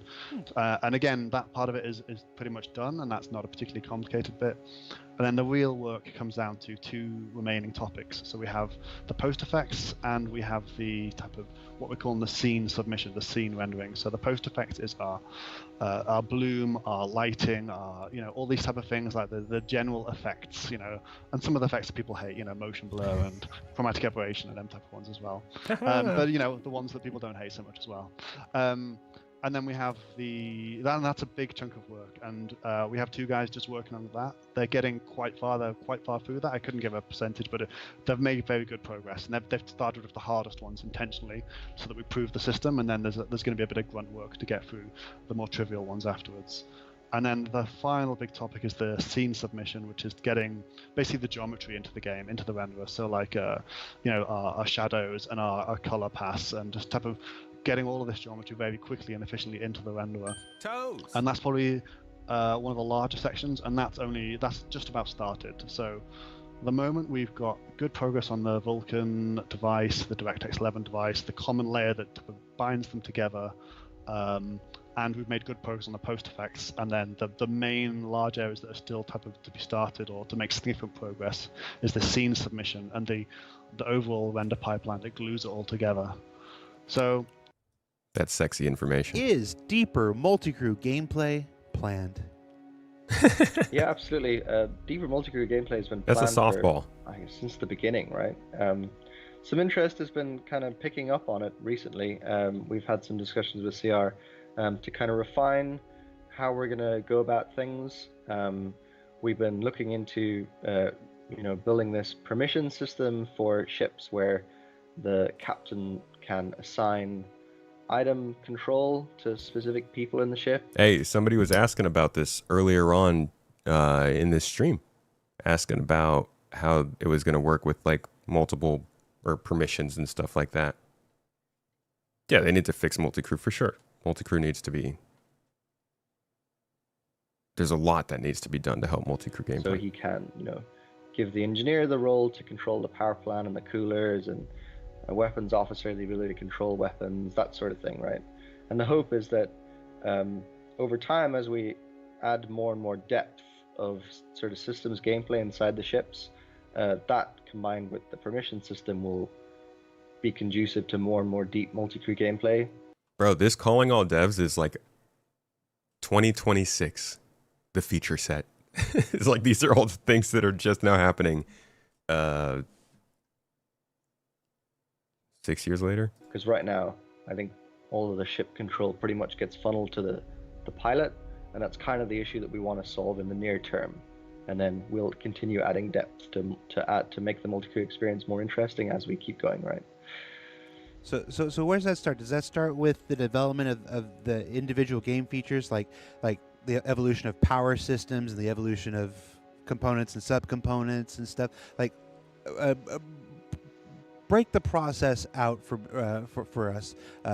How this comes to life. It starts with game systems, I imagine. Yeah, it starts with game systems.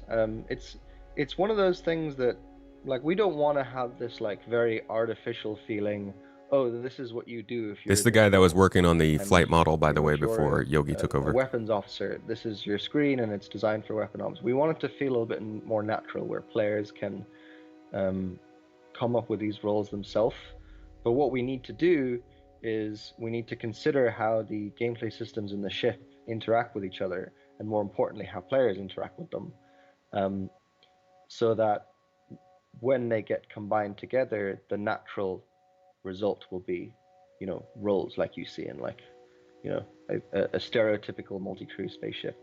And so that's pretty much what we're doing now, is like reviewing a lot of ship systems and trying to see what we can do to increase the depth and make it interesting for players to engage with those systems. And then obviously, longer term is adding more features to ships. I think that's probably a discussion for another calling all devs. Love features in ships. Are we talking like mini games or quick time events? How does this manifest to the player? Like, let's just take something like an engineer for an example. Tell us the full-on design right now. Am I going to be sitting here going boop beep beep, playing Simon Says, and then the thing is magically fixed? No. We don't want mini games. We don't want quick time events. As I said, it needs to feel natural. It needs to feel like this is the obvious thing for that player to do. So take engineer, for example. Don't even get me started on hover mode, man. An engineer might go about things is, if we increase the sort of interaction inside ships, if you have, maybe we have like life support inside the ship is failing and you've run out of oxygen or something like that, the engineer might have to walk over to a panel that has an oxygen bottle, have to open the panel, go inside, get this oxygen bottle out, do some actions to repair it. I'm not exactly sure how they'll work. We haven't. See, this dude's coming up with this in 2020. You can find documents that talk about this kind of gameplay from like more than 10 years ago. Yet people will hear about engineering and be like, they're going in the wrong direction. Why are they changing the game? And you're like, brother, they've been obsessed with this kind of thing. All of them. Even if those people have come and gone, they've all been obsessed with this kind of gameplay. And so has most of, I think, the Star Citizen player base, at least up until that point. Haven't fleshed that out quite yet. And then they'll go back and put that back in and make sure it's working. And so that's the kind of thing where it's not mini games for a role. It's actions that interact with the ship systems, and then players. Yes, physicalized. Some of them are physicalized, right? Like that one is obviously physicalized. But like, for example, scanning for stuff is probably not physicalized. It's going to be something where you're at a scanning station with like a globe that shows you nearby context on the radar, and that sort of thing. It'll depend a little bit on what the feature is as to how it'll manifest in the ship. But obviously we want some kind of variety. Do I think it'll be intuitive? And the specific capabilities of that ship. I think it'll be as part of mostly the ship intuitive. Yeah, obviously. I don't think it'll be fun for everyone. Yeah, so like, but I for think they'll have to example, build it in a as way Ben that makes said, sense. Might have more sort of gameplay for a medical officer, whereas ships that don't, that won't be applicable. But yeah, absolutely. Gotcha. You said you recently just had a meeting with CR. This is a topic of conversation that's current right now. Did you come out of that with any particular roles that we're looking at, that we're considering? Yeah. So, captain obviously is the biggest, most interesting one. The captain, first and foremost, has this ability to assign permissions to players, but the captain also we view as kind of like, being a captain is kind of like playing a real-time strategy game where you say you will be able to see what's going on in the nearby like battlefield, say if you're in a battle, through the globe, and then the captain is like, pointing things out and giving orders to various people on the ship, and trying to direct how things are progressing while you're playing the game. And that's that's the captain. That's the first role, and how we kind of see what their actions are. Pilot obviously is pretty much already defined. Engineer is a big one. This is Maverick, dude. Come on, man. Get to increasing the depth of the power systems inside large ships, the engineer will be, naturally suited to that kind of role. There's also like security officers, which say can control door access and that sort of thing. I played Gyromite. Yeah, I've not played Gyromite. Yeah, I'm one of those before. Jared. Never mind. Us old people will know what I'm talking about. Continue. Fair enough. Yeah, so I think those are probably like core pillars, right? So you've got like engineer, captain, pilot, and then probably like tactical officer, or I don't know what you would call the person who's looking after scanning and radar. Is that tactical officer? I'm not quite so sure. Maybe, yeah. Or science officer if you're not a scanner. Battle, for instance. Exactly, yeah. I think those are the main roles, and then I think there might be specific roles for certain ships depending on their feature set, and players can also just define their own roles if they want. It's not up to us. If they want to give players or give a certain player a specific set of items to control, they can make up that role however they want. I think that's a big part of this. I don't want to bury the lead there. It's less about us designating the types of roles that players will be able to assume on a ship, and more about providing people the tools and the systemic ability to create their own roles. Absolutely. I think that's a much more interesting gameplay prospect, and it's definitely what Chris has always wanted for a multi-crew. And this is why interest in this is like picking up for us at the moment, because we want to help the players define these roles a little bit better, and give those roles something to do. But I think that will result in the most interesting and varied multi-crew experience, rather than having these like rigidly defined goals. Gotcha. That's a throwback, man. Why don't we talk a little bit about another one? I think we already talked about this one pretty recently. Oh, the first looks at inventory. Here's another throwback. Joker Tango, good to see you. No, he doesn't work on the game anymore, Avenger. All right. Real quick, I'll give you the real quick of hover mode. Hover mode was their attempt at making in-atmosphere flight a little more in-depth. Basically what it did is it turned your spaceship into a helicopter. So you had once you dropped below a certain speed of flight, it would automatically switch you over to a hover mode in which it would direct all of your force downward. That way, in order to move around, you would need to change the angle of attack of your ship to move, which is cool, a cool feeling for like a helicopter style game, but we're using maneuvering thrusters that already can change direction, so it didn't make much sense. The other part of it that was kind of a problem was that it was arbitrary. It was not in the player control. It was, in a similar way to master modes, a function of your ship that got forced upon you, as opposed to you being able to select it.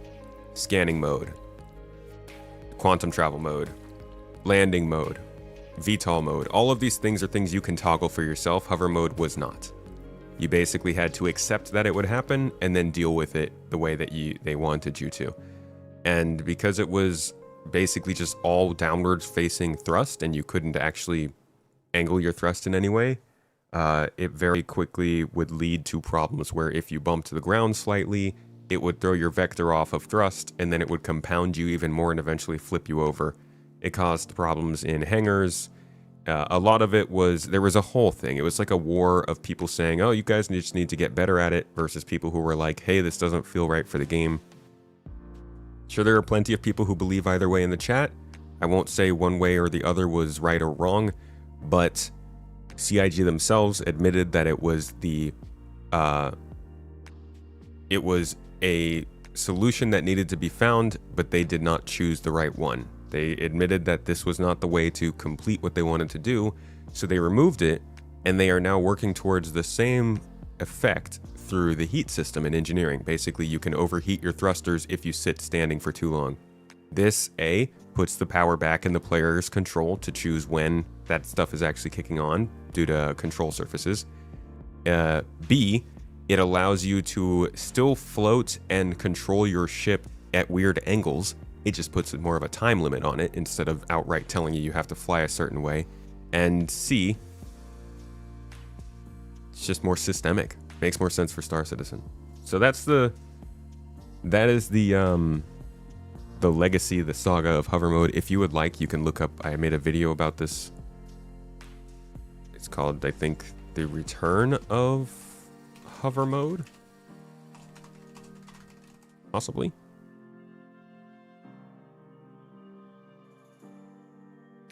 Oh man, it doesn't even show up on here. Boo! Maybe I should change the title of the video, huh? Doesn't show up from searches. Let's type in Space Tomato there instead of Star Citizen. Nope, nope, nope. I guess this kind of talks about it. I'll drop this one in the chat if you want to look more into. But there was, yeah, this video. This video does a lot more to lay out the legacy of hover mode and like what they're doing to replace it now.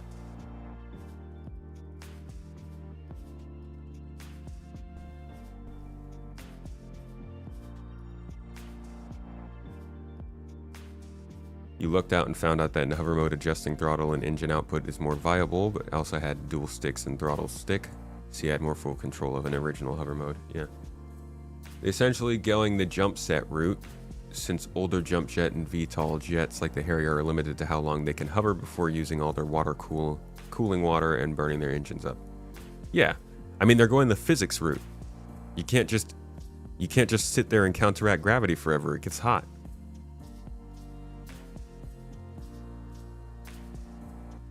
Death to flight hover forces, the potential to be different based on location temperature is also fun. That is also fun. Yeah, I like that.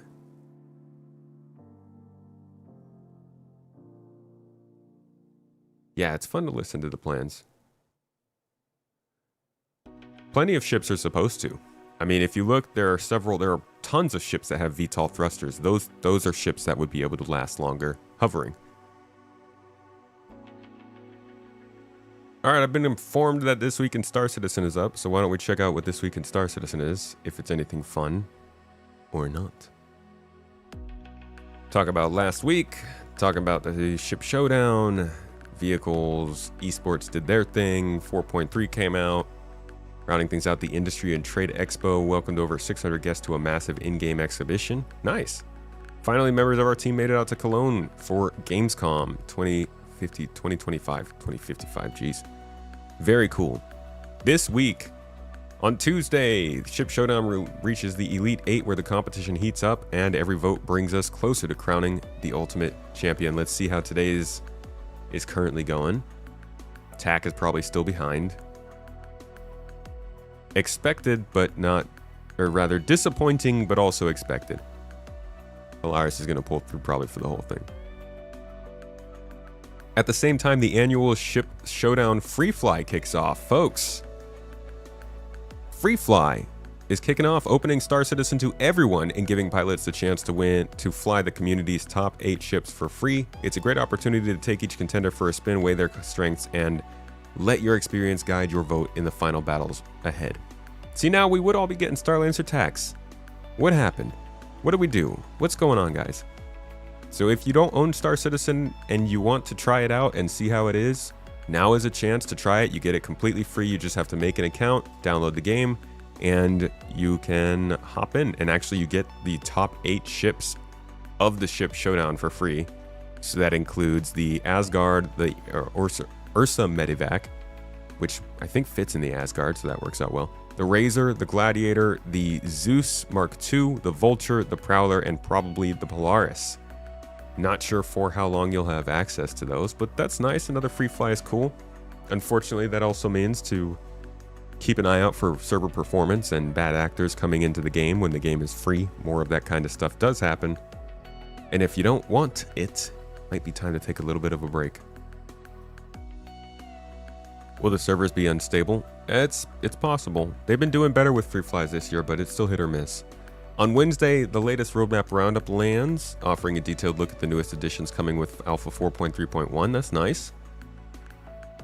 They got some updates for 4.3.1 coming. We already know about new hairstyles.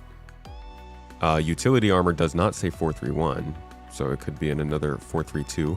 NPC dropships is planned, and the new Fresnel LMG is already on there. So maybe there's some other stuff that they got to show for 4.3.1. On Friday, be sure to check your inbox for the RSI weekly newsletter. We will recap the week's highlights, showcase standout community content, and provide a sneak peek at what's coming next. Finally, exciting news. This Sunday, XGR Divisions is back. Competitors will be taking the Mirai Razor to the infamous Snake Pit. It's one of the most demanding tracks out there, so now is the perfect time to get your practice runs in. Signups are open, and remember to submit your SCR time trial within 24 hours. It's amazing how much of the Star Citizen community is focused on racing and how big racing is. It is very unfortunate that the missions that are supposed to provide people a way to get into racing in this game are still broken. After almost 9 months of being in the game this year, they really got to get racing missions back in. That's a solid thing to suggest to new players. If you want to learn Star Citizen, pick up a ship that you can race around in. Go and fly some of the courses. That's going to take you to different planets. It's going to teach you how to quantum jump. It'll get you comfortable flying in atmosphere. Just like a good choice that they haven't been working, I think, since 4.0 dropped. So that is the week in review, or rather the week coming up. The biggest news, obviously, is that a free fly is starting. We'll also see a decent roadmap update, so check back for that kind of stuff. And the Ship Showdown. I guess keep trying for that one. Cheers, y'all. Oh, and if you like racing, make sure to check out GII. We are currently hosting some of our events, gathering interest and seeing who wants to be on the team this year for the Daymar Rally. It's a big event, biggest racing event in Star Citizen every year, and we always try to run a team in there to go and burn some dirt, kick up some sand, and get some rewards. If you're interested in that kind of thing, whether it to be security or racing, we usually try to submit for both. So hop into the Discord, check out our current ongoing events, and you'll see that one popping up. Looking for 3 or 4 teams this year. Hell yeah, Vastin. Good to hear, dude. There's your week coming up, folks. The problem with Star Citizen's infamous hover mode, right? That was yeah, this was a talk I had with Level Cap Gaming about it.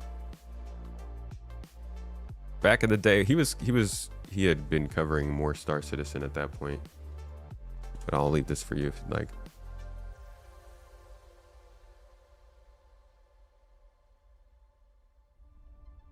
Yeah, you could do some racing in Arena Commander.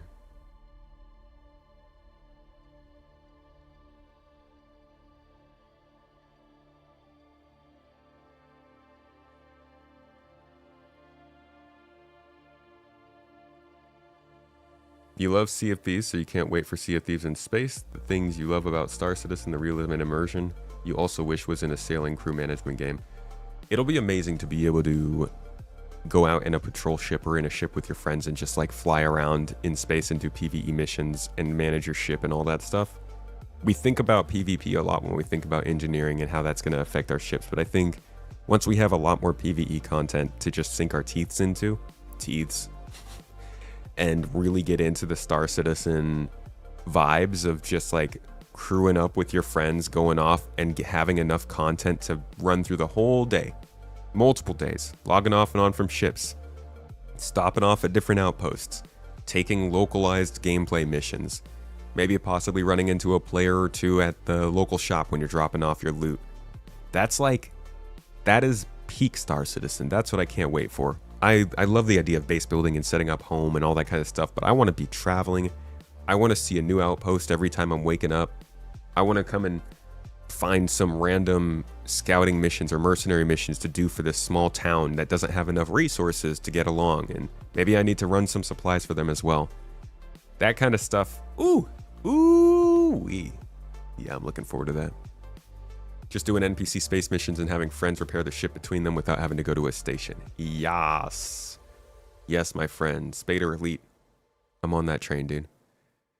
Did you miss the code for the giveaway? No, if you poke Mrs. Tomato kindly and civilly, professionally, I think she will give you the code.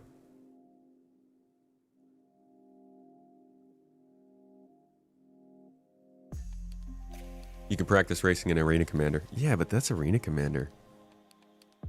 No, Arena Commander should be utilized more. They could launch Arena Commander as a standalone game on Steam, and I think it'd be beautifully good for all this stuff. You become the biggest tea trader even if you don't know tea will be a thing. I can't wait to come and find the little tiny bits of resources and commodities that you can ship and take to a place that normally you wouldn't think you could make a lot of money from it, but because you did your research and exploration, you found just like a nice trade route that works for you. Run that every day. Sometimes you get distracted, you go and do something else, you get into a little adventure on the day. At that point, I will be streaming every single time I get on. I will be playing the game every time, because that's when I can start to have an ongoing story about our character and we can actually progress in the game. I do want to start like a Roots to Riches run, a 0 to Hero with you guys. Maybe we start that on Wednesday. I've been waiting to get into that, and maybe it's about time we get on that second account and start our Roots to Riches and get some gameplay going here.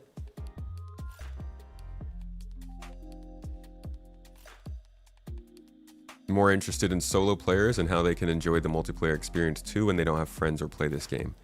Yeah, I think that's also like a great part of this is you could be a solo player who is doing all the hauling, but maybe the people you're hauling for are players. And maybe you don't even come into contact with them. They just leave job orders and they tell you where to drop it off. You go and you pick up some titanium and you drop it off at their base even when they're offline, and then you get paid for it.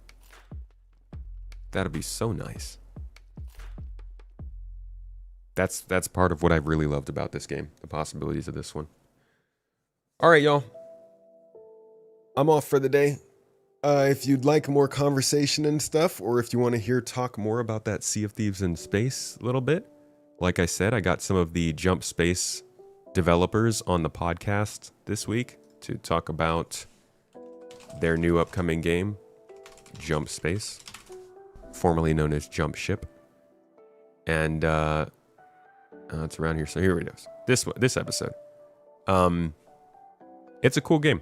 I think the Star Citizen community is going to enjoy it.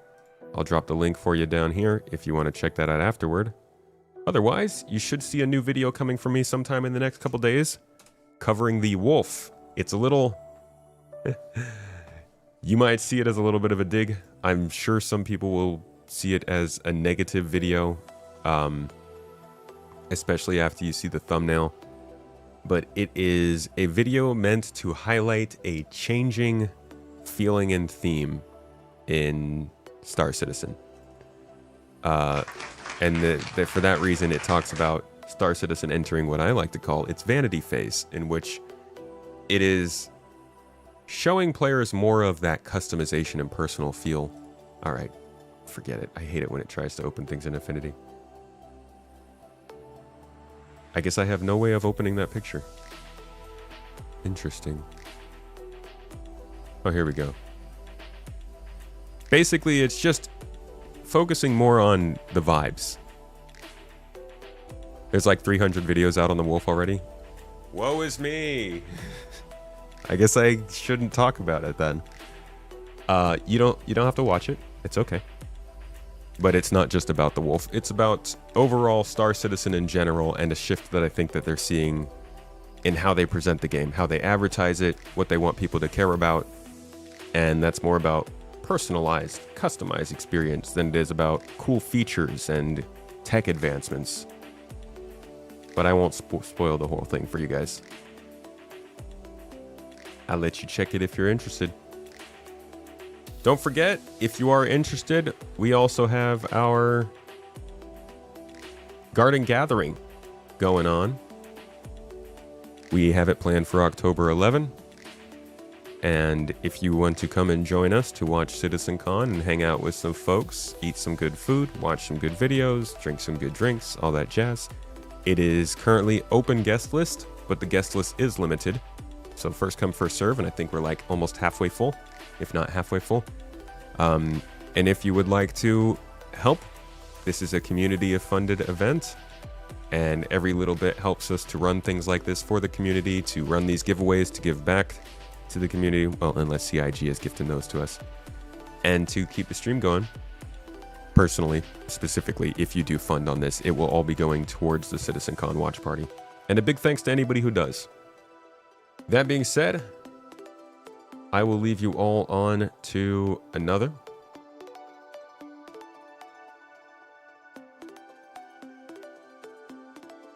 As I said, I am out for the day.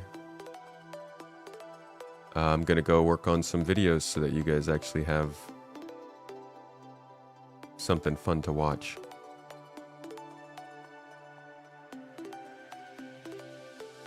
Oh yeah, !fund will make the command come up for if you do want to help us with this event. The Wolf, a CIG, a ship flex by CIG.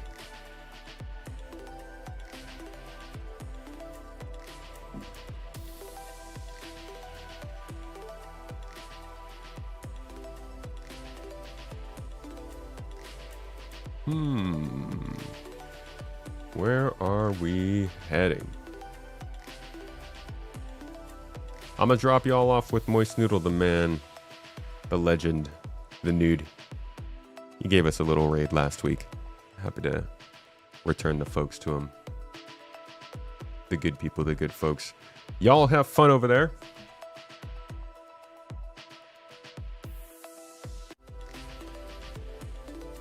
And yeah, if you want to watch, trust me, when I say this video is not about the Wolf, give it a watch. It's not just about the Wolf. I'll see you guys in the next one on Wednesday. Catch you live. Have a great day, everybody. Treat yourselves well. Do something you love today. Eat something you love. Hang out with somebody you love. Get a hug. Say something nice to yourself. You're good people. You deserve good things. See you on Wednesday. Bye.